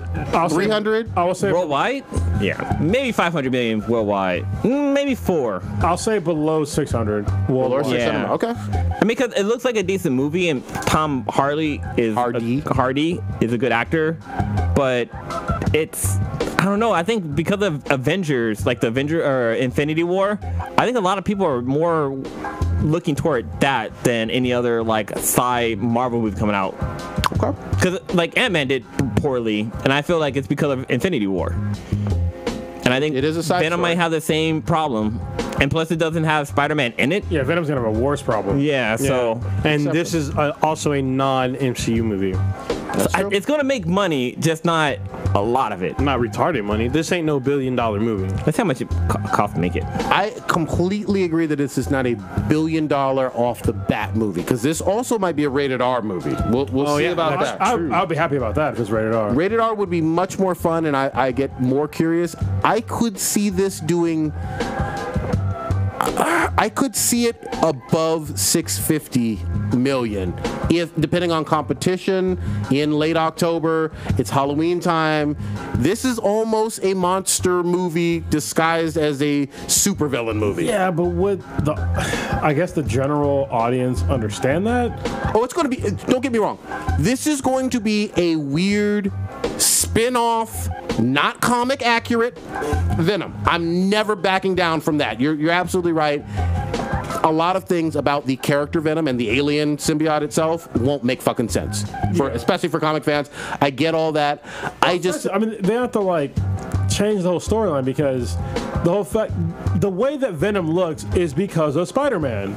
Facts. And that if that's not addressed, that's a huge problem for me. I hear you. Yeah. And it's going to be a problem for several people. There's no doubt about it. Yeah. But I hate to go back to this, but what Homecoming did teach me, because it did make very good money, is how to love Tony Stark. No. Tony Stark made Venom. That's what it is. Oh, damn. But it did teach me that in a lot of ways, even though we care about the Spider-Man legacy and story and whatnot, there's a lot of people who don't give a single Wait, hear me out real quick.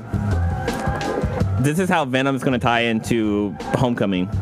So Tony Stark built the suit for Parker, right? Yeah. Well, the suit was analyzing Parker's DNA, and Tony was using that DNA to clone fucking Spider-Man, and while doing that, created the fucking Venom symbiote, and that got loose and started killing people.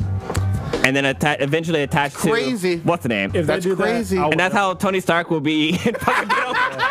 If they do anything close to that, I will never watch it. If they don't say the Klindar or some shit like that, never watch it. I feel you. I mean, I get the comic purist. I totally do. I love Tom Hardy and shit. I mean, he has always been good, except for Bane's prosthetic was a little hard to. How do you like my word accent? Well, I know they had to redo that because like you couldn't fucking understand him. Yeah, I was born. I couldn't understand him until like 20 minutes left in that movie. that shit was weird. That shit was all bad. I was born in the Dank. Name of the episode. Name of the episode. We got it. You merely adapted. I was born in the Dank. We're going to see, I'm going to say 700 million worldwide, though. Wow, really? I am going to go. I'm going to go high. Considering this movie basically was finished filming like about a couple of months ago, and the trailer just barely dropped last month. If that, because they're probably doing reshoots right about now. Yep. And this movie has an October release. This will October 5th. This will probably look and it'll be in IMAX. Really, really CGI-ish, probably towards the end of the film. Real quick, let me ask you this. I'm just going to bet, I don't think the Spider-Man PS4 game is actually going to have Venom or Carnage in it. Maybe in what DLC. About you guys? Do y'all think? I don't know. Didn't they DLC. announce the No, Venom? because it's supposed to be basically Sinister Six, right? Which Venom was not a part of. So yeah, I would agree with Prodigy. But then they have like a new villain in it, right? Like the electric, not the electric guy, but the black and white guy, the Asian dark guy. Yeah, but he's not Venom. So and the rest of them are, I believe, to be Sinister Six. So I'm okay with that. Yeah. I mean, he has a great rogues gallery. We'll see. I see Venom and Carnage in a DLC, like probably summer of 2019. DLC. I see them in a sequel, depending on how well this does. Yeah, I feel like they're more of a sequel character than a DLC character. Because they're big names. You can't just have them in there for a short story mode. Well, it may not be so short. Yeah, but again, this is one of the biggest Marvel IPs we've seen in a long time for video gaming. So I am fucking ecstatic. And Spider-Man, all the Spider-Man games have been great in the past. But it's been a while, though. It's been a minute. It's been a hot fucking minute, dude. I can't find the budget for Venom. Like how much it costs to make the movie. You're not gonna know until it comes out. Just a little closer. Yeah, have y'all seen the trailers or any buzz about this Jack Ryan shit? The Netflix series? I've seen trailers. Clancy. I might watch it. I mean, I have Fire TV. I have Prime. Yeah. So I might check it out. I know we were in San Diego Comic-Con. That shit was all over the fucking place. They were advertising like everything. Like they even had like the Jack Reacher or Jack Ryan experience where they had like fucking like a giant chopper on top of a fucking chopper, huh?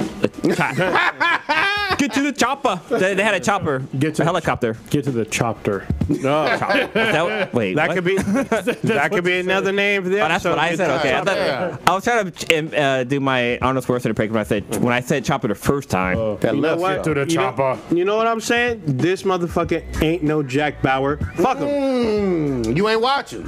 He's not Black Power. I don't know. He's not I'm Black like, Power either. Oh yeah, he's not Black Power. That was the same guy that was in. He's in Walking Dead. No. Dr. Dre? No. No, he was in God damn it, the that guy. one geek show. The Office. No, the fuck. He was in Office though. Was he in Office? What's the name of the goddamn show I'm thinking of? It's the one where he was like they worked at a store, right? Shit. Yeah. His brain. It was Chuck. Chuck. Yeah, that's what it was. Yeah. Chuck. That's Shazam. Oh. Chuck is Shazam. No. No. No. They look alike. This is the guy. I was gonna say, isn't Jack Ryan right? It's the guy from The Office. It's the guy from The Office. He's also in A Quiet Place. That guy. Yeah, the guy from The Office. But isn't he also Shazam? No, that's Shazam is a different act. God damn it, we need IMDb up in this motherfucker. Shazam is Zachary Levi, and the other guy. See, this is why I can't take him seriously. It is Zachary Levi. That's why I can't take Shazam. That's not Jack Ryan. That's not Jack Ryan. Okay, who's Jack Ryan? Type in Jack Ryan Amazon, and you'll see the guy from The Office. This motherfucker. Yeah. Different white guy. They do. Dude, they must be. Are they brothers? That's kind of racist. They need to talk to your dad. Oh damn. Dad was a Rolling Stone. Yeah, that guy. John Krakowski or whatever. A lot alike. They do. They look like the same fucking person. I'm sorry. Someone's saying, so do y'all. Bro. They do, though. What the fuck? Wait, type both her names in a search and see. Do it side by side. Yeah, there's probably already. We found a doppelganger. Only one can survive. Oh damn. Where the Highland at? How is this not the same guy? John Krasinski. John Krasinski. He was in A Quiet Place. Yeah. He wrote and directed that film. That was big. That was a big hit this year. Yeah, it was a big hit because it dethroned Ready Player One. Yeah. And then With a way smaller budget. Yeah, and way smaller. What's the name of the guy from Levi. The Office? Zach or John Krasinski. Those are different dudes. Just barely different. Yeah, barely. Dude, so put their names together. Do a Google search for both their names, and they're fucking spit image of each other. Holy shit! Like side by side, they're fucking brothers, dude. What's the guy's name? John Krasinski. No. It's John Krasinski and Zachary Levi. Like these guys, they're fucking the same person. I'm sorry. Damn. Yeah, they do. I mean, one's got a bigger nose So than the other. while he's doing that, who is going to check out this Tom Clancy, Jack Ryan shit? Are y'all? I feel like I've seen them all. Like the only one I haven't seen from start to finish is Red October. Yeah, dude, share that picture, man. Get the fuck out That's the same fucking person. I'm sorry. Same smile. Damn. Okay.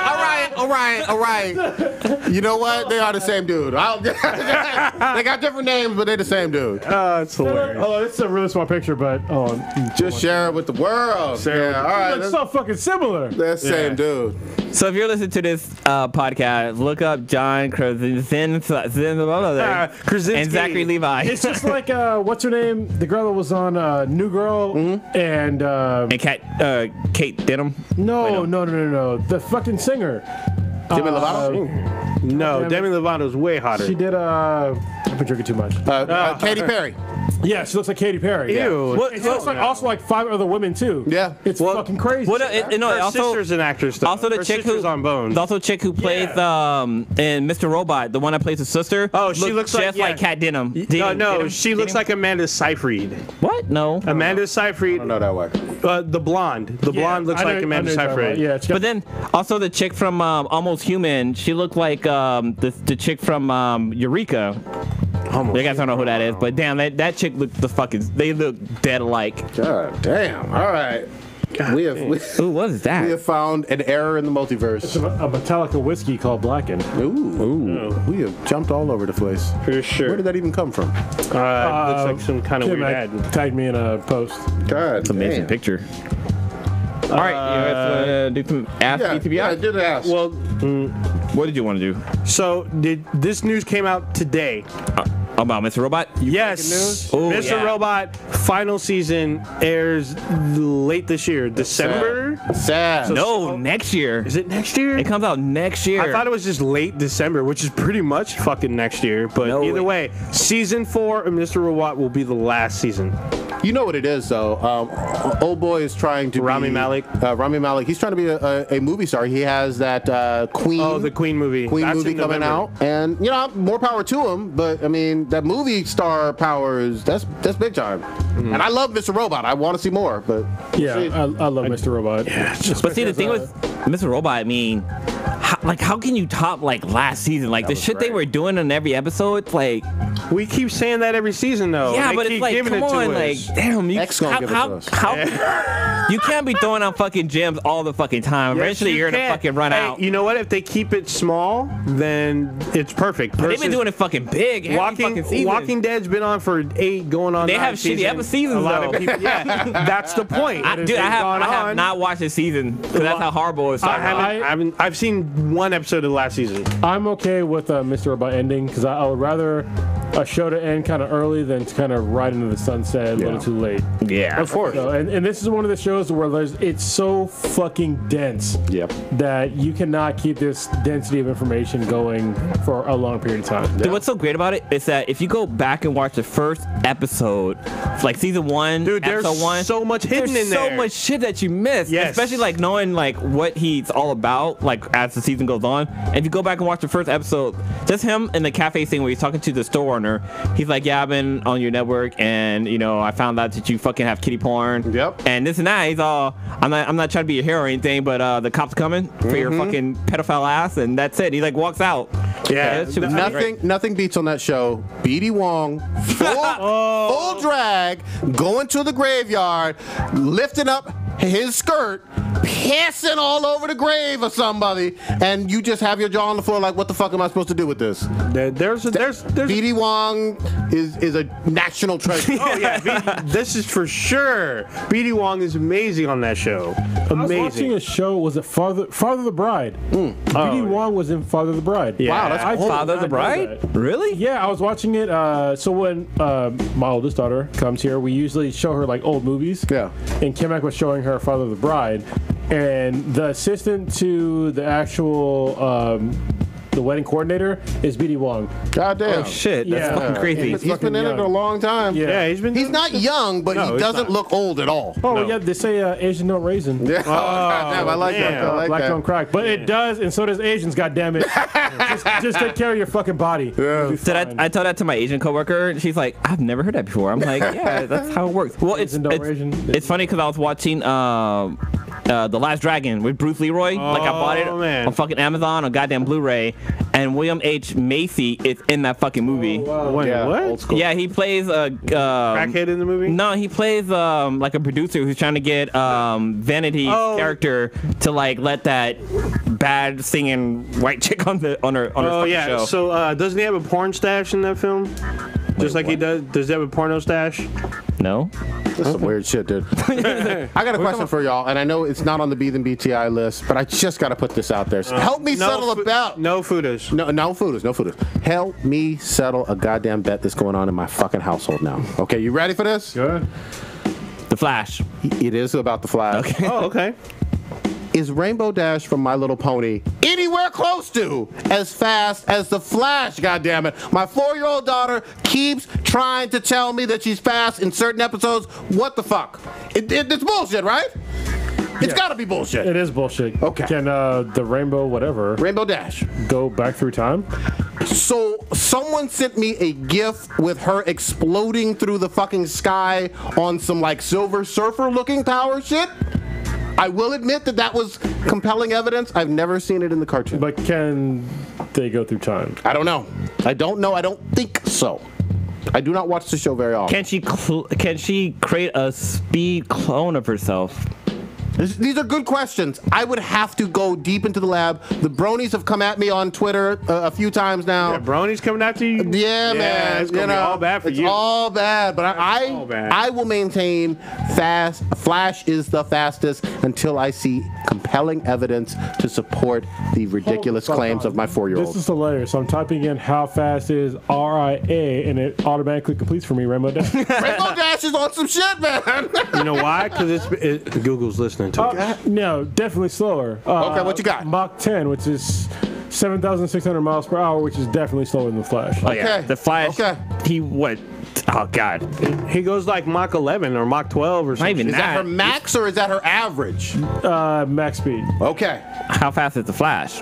That seems definitive to me. I know Flash is faster than that. So Flash can go 186,000 miles per second. There we go. Okay. second, not All right. per hour. No, not All hours. right. That's motherfucking seconds. Yes. Like this guy saved 1 million people at the point an atomic bomb was going off. See? Oh, wasn't that the crossover on the CW where he did that? No, this is in the comics. Take that, 4-year-old. You shouldn't be listening. Go to sleep. Wait. So in like Good night. Go to bed. in 14 years when she's 18 and she listens to this, she's gonna slap the shit out of you. She's like, Yeah. with your old ass and your fucking listen. cane and shit. She's Never like, listen to this. Yeah. Oh my God, when she's 18, we'll be old as fuck. Yeah, we'll be old as fuck. God damn, but we're immortal because our voices are gonna go on forever. No, Hopefully. I'm coming close to my last century, so I'll probably be dust. Jesus Christ. So since we were talking about like I had mentioned like The Last Dragon, so I went onto Netflix or no onto Amazon. I purchased some old school black exploitation. Exploitation? Black exploitation. Actually, I never understood. I never knew what that word is. Like, how do you say it? Blaxploitation. Black sports explosion. That's That's called a porno. how it's said, right? Yeah, we'll go. Blaxploitation. Yes. Yeah. Black Dude, there's so many. That should be the name of the podcast too. Black Exploitation. So Blaxploit PlayStation. Blaxploitation film. That's Yeah. I'm pretty sure that's how it's said. So what is your top 5 favorite black How you say it? Blaxploitation. Black explosion. Exploitation, but it's blaxploitation. I'm pretty sure that's how it's said. Is it one word or two? It's one. It's one. Blaxploitation. I always put it. Anyway, I'm gonna throw out there. Shaft was excellent. I watched that a fucking ton. The original one. 5. My number 1 is Black Dynamite. Oh shit! That is like only because it played on every single blaxploitation film ever made. The next one down will be Dolomite because of how fucking fantastic. Super racist it was and fucked up it was. And then Shaft is up in there too. I can't think of too many more that I've watched that were actually like. Superfly wasn't bad. Oh yeah, Superfly's up there. Yeah. Well, the old one, right? Yeah, the old, not that new bullshit. Yeah. Somebody with a bad. perm. Yeah. So for mine, I have The Last Dragon. Oh yeah, for But sure. I just purchased that recently. Barry Gordon. That was early 80s, But right? it falls into the realm. It does follow. It does follow the tropes. No. Yeah, It did not follow a trope. I'm It not didn't sure follow about the black like. That was more of a kung fu flick and comedy. That's what I would follow. Yeah, I'm throwing the flag on you on that because otherwise we throw Purple Rain in there. I mean, like, What the fuck? you know, I was gonna say color purple. I mean, no, we can't. No, that's not. Purple Rain. He didn't throw no kicks. Well, very little of the main character did anything stereotypical. Yep. That's why I would not consider it a blaxploitation film. But he had black pizza though. And usually they all take place in the 70s, late. I would say 70s. Yeah, well, era. they were very super stereotypical. But yeah, you're right. The era is also True, but I mean, Black Dynamite. I mean, it is set in the 70s, but it's filmed recently. Yeah, but it is definitely a blaxploitation film because it plays on every single trope of any other blaxploitation film. I'm gonna get you, sucker. Was another example of a movie that played on, like, I think it didn't have the hammer in there. Yeah. You know the sweetest. late 80s. Like I brought this question up with the sweetness, and she mentioned a movie. I was like, I've never seen this fucking movie in my life. And I can't remember what it was fucking called. I said it right. Look, God damn it. Yeah, you did. It's one word. Oh, sweetback. Well, many syllables, but yes, blaxploitation. It's spelled with like an X. It's not like a CK. No, yeah. Well, it's spelled in how do Max. you pronounce X? No, I'm just saying like I give it to you. I spelled it on the paper. I spelled it black exploitation. I got you. Yeah, but I didn't know it's actually spelled the fucking X. Yeah, spell the X. But there was like a movie she showed me, and I was like, this is the blackest movie I've ever seen in my fucking life. It was Sweetback. Yeah, that is actually a pretty good one. I have seen that one. Yeah. Oh, so check this out. This blaxploitation is defined normally in the 70s, but the films did receive some backlash, but they're among the first instances in which black characters and communities are the heroes and subjects of film and television rather than sidekicks and victims of brutality, which the Barry Gordy's The Last Dragon falls directly under. That is bullshit.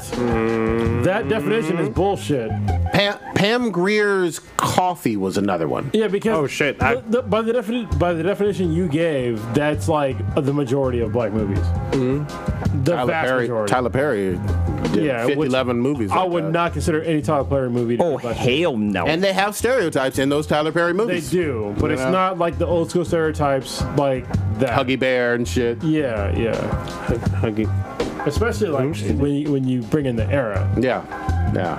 I just a Black Patrol. I mean, you know. That is something totally different. You know. Them Damn. Like I was gonna say The Wiz too, but that's not anywhere in everything. Wait, No. So did anybody I didn't see? like The Wiz. Did anybody? Oh, you didn't like The Wiz? I saw the fucking Wiz play, was bro. the shit. I still don't. You know what it Wiz is? is awesome. It's a the whole. knockoff. Yeah, That's the problem. that's my biggest issue with it. I've never done it. For me, I never actually saw The Wizard of Oz until I you saw The Wiz first. yeah. I was like, The Wiz was a knockoff of The Wiz, or The Wizard of Oz was a knockoff of The Wiz. But yet, The Wizard of Oz is in black and white, and then goes into color. It doesn't fucking matter. Well, this Hey, is the- wait, has anybody seen some of these? Like Foxy Brown, Foxy Brown was Foxy great. Brown. Three the Hard Way. Ooh, there's a movie called Boss Nigger. Oh God. I haven't seen that. Blackula. I remember Black I Love. watched back. I Yeah. didn't see that. Uptown Saturday Night. Oh yeah, that was great. The famous one, Coolie High Cornbread. I only saw half of that. Wait. Oh, there's an original Sparkle? What about? But Yeah. listen, all the films you're naming, They're in the 70s. right? But they're offensive to watch today. Oh, even if you're yeah. black. Oh yeah, well it does. I left out part of the definition that it had very stereotypical characters. Oh, wait, what's the? There was a black kung fu movie that was a black expert. There's a few There's a few of them. There's Black Samurai. There's there's a couple other ones. They're all kung fu flicks. All right. See, look, Enter the Dragon is known. So there's a couple of ones in the 70s, and there. Oh, there was the last Black Dragon or something like that. The original Inglourious Bastards is declared as exploitation. I have not seen the original. This came out in 1978. Main character Fred Williams. Yeah, he was Or Williamson, the Hammer, sorry. right? Fred the Hammer Williamson. Mm-hmm. Enter the Dragon. Oh, but that's a Bruce Lee thing. Yeah. Oh, so there's Live and Let Die. Oh, there's fucking Action Jackson. Oh, yeah, that's true. Jackie Brown. Well, that came out in '97, and it had Samuel Jackson in, and was directed by Quentin Tarantino. Yeah, but it was era correct though. Yep. Pootie Tang. You know what? I'm willing to go a little bit off and say Pootie Tang belongs. That's Even though it came out in like 02 or something like that. Yeah. Pootie Tang is a perfect modern, just like Black Dynamite, modern example of a black exploitation film. Well, my main. I'm looking on the wiki, and they have fucking shit. Was it? See, it has, Undercover Brother. That was kinda, yeah. Maybe. That had Dave Chappelle in it. Yeah. Yeah, but Live and Let Die is weird because that's a Bond film, even though the main villain's an African shaman. So what if your reading is bullshit? I'm reading the wiki like it is. Okay, well the wiki is. I mean, people add stuff to the wiki that makes it bullshit. I think sometimes. that wiki was made by people that were probably not black. I thought Foxy Brown came out like recently. No, it came out late 90s. I know it was Jackie Brown. Yeah, That Jackie came out Brown was recently. still in the 90s. It was like 20 years ago with Jackie Brown. Yeah, but I'm like, I remember it recently. We're old as fuck. Yeah. So, Tippy tap. So is there another B&B? There was one by. Let's save the R&B. Oh, where's the? Yeah, save it for that. Where's Dirty Stews? Oh, what's your favorite condiment? Well, yeah, after that last week. Did we? Yeah, I wasn't on one. So 32 had asked, "What's your favorite Quentin Tarantino film?" Ooh. I gotta look this up. I'm gonna say Kill Bill Volume 1 because I have seen it literally at least 80 times. And they say arigato like we say arigato. Yeah, that's, Shit, this is tough. That's up there for me. Yeah, it had anime in it. Don't forget that. It does. You know? Shit. Everybody stomped on here. Come on Yeah, now. because this is tough. Because the two that I have And there's are even like have that many neck and neck. films. That's like about 9, 10. Yeah, so they have River Dogs, Pulp Fiction, Reservoir Dogs. Reservoir Dogs. You said River Dogs? He sure did say River What Dogs. the fuck? He hella skipped out on that. Reservoir Dogs, Holy shit. Pulp Fiction, Jackie Brown, Kill Bill Volume 1 and 2, Death Proof, Inglourious Basterds, Django Unchained, The Hateful Eight, and Once Upon a Time in Hollywood. Actually, That Once Upon a Time is not out yet. I'm gonna be a dissenter. That's true. It's gonna be a tie for me with Death Proof. Oh. Shit. Inglorious Bastards. Oh, okay. Only because Christoph Waltz, He's great. the way that motherfucker could read to me the fucking dictionary, and I'd be impressed. He played a great Nazi on that one. He really did. But Death Proof, a lot of people they sleep on that shit. I've seen Death so- Proof. Death Proof I've seen a couple times. Yeah, go back and watch Death Proof if you've not seen it. What's the guy's fucking name? Kurt Russell? Kurt Russell. That's like my favorite performance of him ever as fucking Mike. The Stuntman. Stuntman Mike. Yeah, there you go. Yeah. He's great. Fucking awesome. I love that one. Wait, That's a sleeper. That's I a just good love the fact when like the hillbilly dude, he couldn't pronounce Rosario Dawson's name because her name's Abernathy, and he couldn't say it, and he's all it's literally like a good 2 minutes of him trying to get it, and she's all, just call me Abby. I'm like, why didn't you just fucking say that in the first place? That is a fantastic And film. Rosario, my Canadian girlfriend. So if Cronus is tying, I'm doing a tie God damn. because they're right there. Because I'm gonna do Inglourious Bastards as well. Wow, y'all really love that one. and Django Unchained. Yeah, that's up there for me as well. Django Unchained fucked me all up. Even though I knew it was coming because a friend of mine worked on the film, but I just wasn't ready just how awesome it was. And it was just, like, it dealt with really fucked up subject matter, but the hero in the film is black. Even though a lot of people talk shit about Tarantino about how he exploits people, I think, or black people, I think it's the reverse. He reveres black people. Most of the time, he puts them in huge, like, roles that are usually heroic roles. In most of his films, if they're not the heroic main, quote unquote, they're in a key role in his movies no matter what. Or, like in Inglourious Basterds, even though there's one black dude in the film, he has a character make note about the black struggle during the time. There's a scene in Inglourious Basterds where he talks about the Olympics. And he talks about how the Americans are getting ahead on the backs of Negro sweat. Wow. And that was for World War II. That's in World War II. And also in Django Unchained, the character originally was white, Yeah, he's like, and he replaced him with a black guy. It's kind of cool. Well, Same thing with- they have the original Django in a Yeah, scene, the bar in a bar scene. scene with Jamie. Oh, because they kind of did that in Superman too. Well, with Jim Olsen, they had like the original one from the one with Christopher Reeve. That Jamie Olsen was also I'm all fucked up with the names. But for me, I'm gonna say my favorite is Death Proof of his, because that shit was just crazy cool. Death Proof was good. Just him like with what's his character driving around like having people ride in a car and just fucking crashing and just kill him and shit like that. But what was the other movie that was tied to that? Wasn't like a double feature? Planet Terror. Yeah, Planet Terror. Yeah, because it was Double feature. And that's with Bruce Willis is in Yeah, that. Yeah, it was Robert Bruce Willis. Rodriguez, I think. Right? Yeah, he did. Yeah, and Michelle Rodriguez had the... No.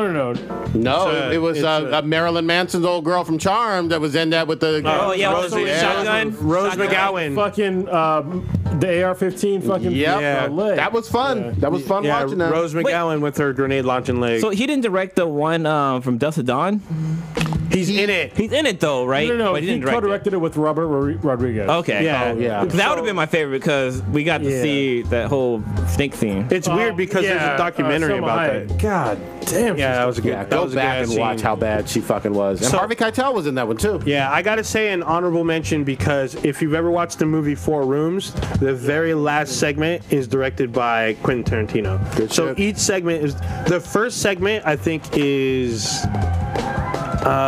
It might be Robert Rodriguez. It is Robert Rodriguez. It's him, Antonio Banderas, another famous Spanish actress, and then the middle one I don't remember. I think it's Robert Altman, and the last segment is definitely Quentin Tarantino. I love That's how- what Bruce Willis too. It's, I love how all of y'all had basically two picks, and if I did have a I had two one. pick, oh, you only had one. I'm sorry. Yeah. But if I did have a tie, it would be Pulp Fiction for me. Pulp Fiction and Kill Bill Volume 1. I do like Pulp Fiction. I've seen Mine that. would have been Jackie Brown. I feel like Really? just because he took a character from the past and kind of modernized it. Yeah, it was a good take. Yeah, and did- he did a really good job with her coming back. I can't remember the movie. I just remember it fucking being good. De Niro and Michael Keaton are in that, Yes. and Sam Jackson. So that's a lot of stars. John Travolta owes his Hollywood comeback to Quentin Tarantino. Certainly. Well, we can't hold everything against him, you know. No, God dang. You know, fuck John Travolta. What the Any other Bees and Bees? Oh, What else? Oh, go ahead. And I was gonna say, Stu had another one. He asked, this. I mean, this one's kind of a small one, but what would be if it was? Oh shit, I don't have it written down. It was. What sandwich would be the last sandwich you eat from Subway? Or if there was only one sandwich that you can eat for the rest of your life, what Subway sandwich would it be? Fuck Subway. I'm Subway. going Ike's every goddamn time. Yeah. Middle finger to the world. Wait, does he know? Does Dirty Stu know what Ike's is? No, Ike's is a Bay Area thing. spot. Actually, now they moved down to L.A., so it's a California Yeah, thing. yeah. It ain't on no Jared pedophile bullshit. Yeah, no. Nope. I ain't nobody's meat sandwich. Dog. I hope Jared's eating somebody's meat sandwich right now. Ski. Yeah, I'm going Ike's all the time. I'm probably going to do the Superman or the Doomsday. Superman the hoe? Mine's is Nacho Boy. Yeah. I every time I'm Nacho gone, Boy? I've always got the Nacho So Boy. You got to put the menu out there for people. Like they have creative names that people who have never been to Ike's don't know what the fuck you're talking about. Yeah. But it's delicious meat, cheeses, and veggies. Yeah, I well, can't even remember mean, what's on the Nacho Boy. It's just fucking good. So Nacho Boy is a nickname for the co-founder who I've okay. met. Good shit. A few times. Good shit. He's really cool. They've expanded all over the motherfucking Bay Area. All over the Bay. They keep popping up. They about to be like In and Out. But what's cool about Ike's is that, like, you know, not every restaurant has the same menu, but you can always order what they have at different restaurants. True, and each store has a signature sandwich. Yes. And the one on Santana Row, which is not downtown San Jose, but it's in like this nice little spot of San Jose, they're the only one with daily specials. Yep. Oh, that's fucking crazy. I've been there. Like, I've actually went there to get my goddamn sandwich. Oh, yeah. I've been there a couple times. That is the store Marshawn Lynch opened. Good shit. Oh, yeah, because both their faces on the building. Yeah, both their faces are on the building, and there's a sandwich named after Marshawn. I'm gonna back out just a little bit and just say, still on the like comic train. I'm gonna go back to that. I am excited as fuck. Marvel has brought back. It was on the list. Brought back the original Defenders. Oh shit! And which is Whomstediv? Silver Surfer. Yeah, for folks who don't know, Silver Surfer, Doctor Strange, Namor, and Hulk. Bruce Banner Hulk. Oh, I've seen the cover. All one team. Is Hulk still eating people? He's not eating people. Well, yeah, no, he's on some immortal stuff, but all four of them back bring a big ass fucking smile to my face. This looks fucking fun. Are you excited about this Defenders? The original? Amadeus Cho? The fuck Joe. Yeah. I'm looking forward to Fantastic Four. Oh, it's already back. Yeah. Yeah. I mean, it's back. I've read the first one or two. It's been good so far, so I'm glad they brought him back. But the Defenders don't care. I mean, no. I mean, the Defenders that I'm reading right now, or that I was reading, was not the Defenders you're talking about. Okay, so you're on the Marvel kind of Jessica Jones and Daredevil one. I don't know if this. It sounds like maybe that one will stop and the old one will come back. Well, I think it already stopped, or at least I might have stopped on my own. But yeah. So we shall see. I'm excited. Any like team with Silver Surfer and fucking Hulk on it, I'm fucking down. It seems a little OP.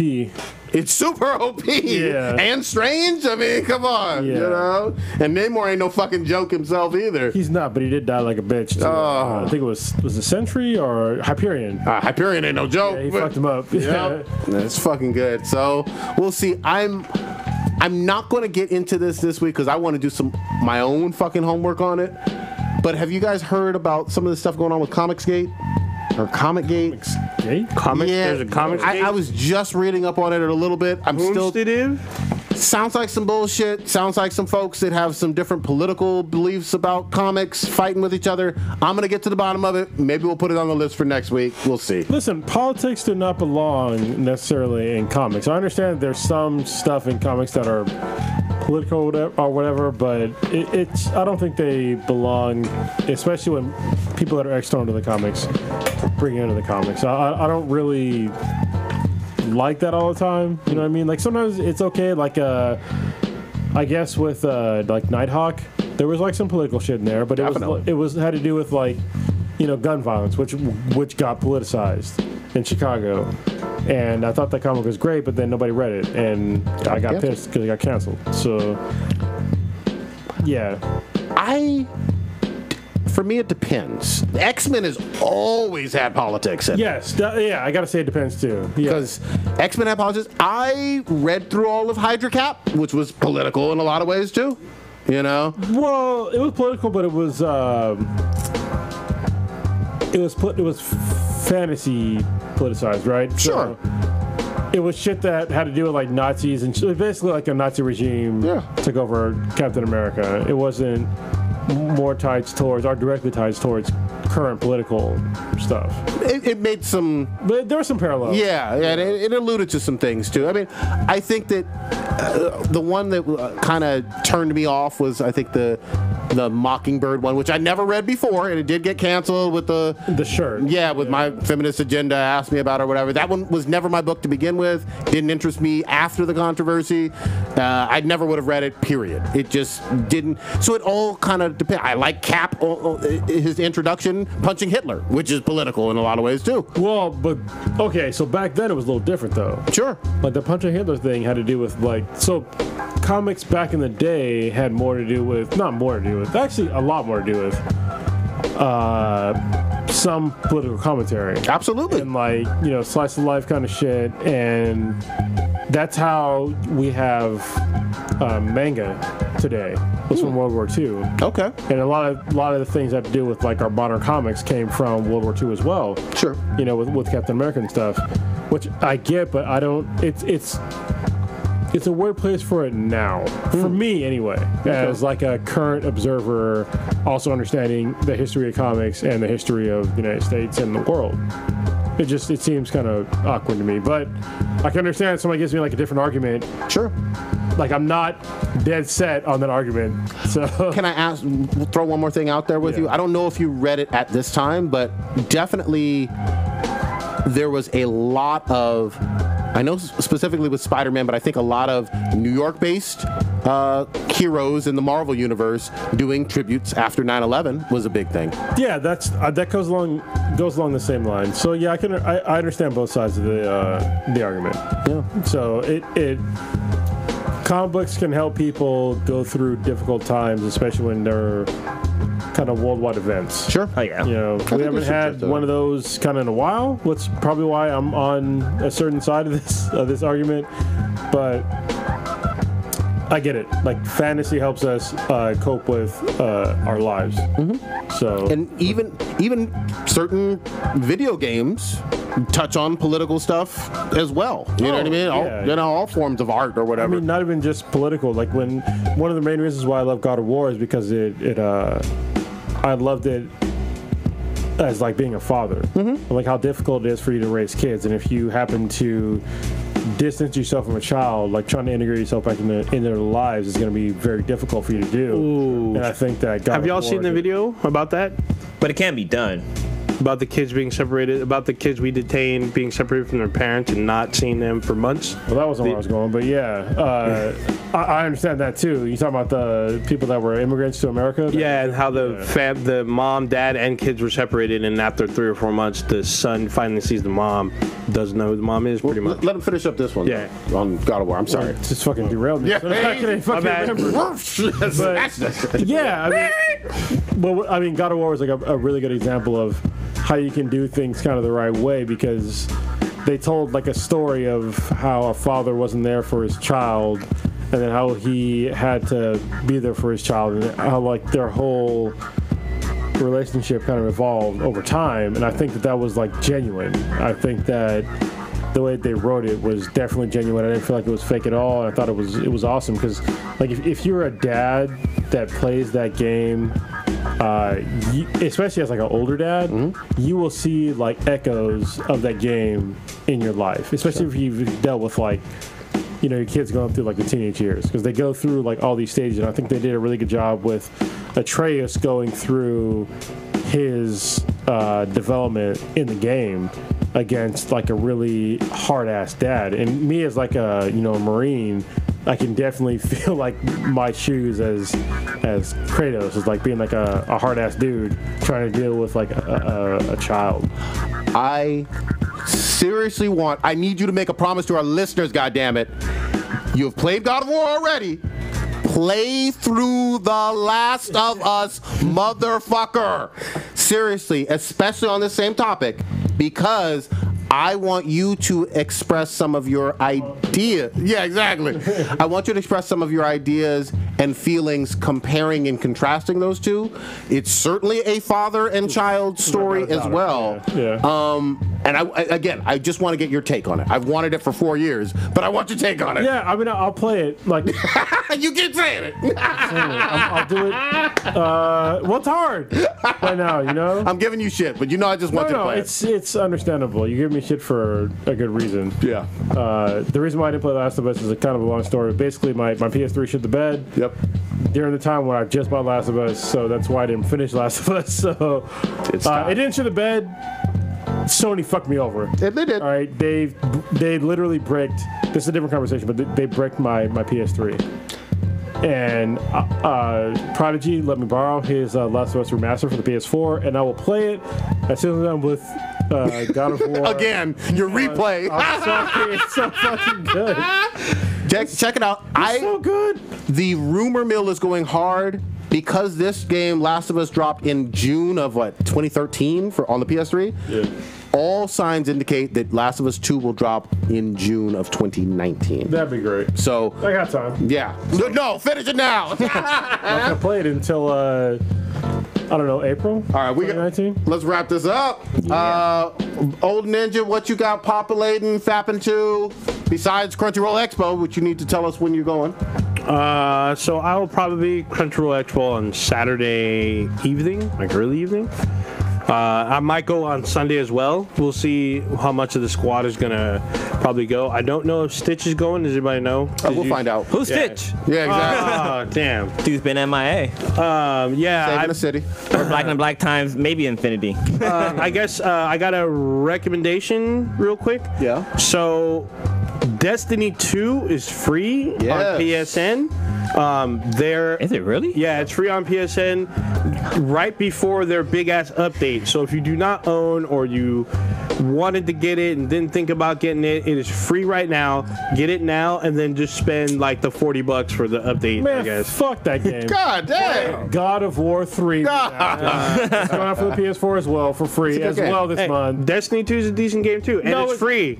It's There's a plenty decent coming. game. God of War 3 is a fucking awesome game. Well, then you have one awesome and one decent one. You won't go wrong. So definitely Going free.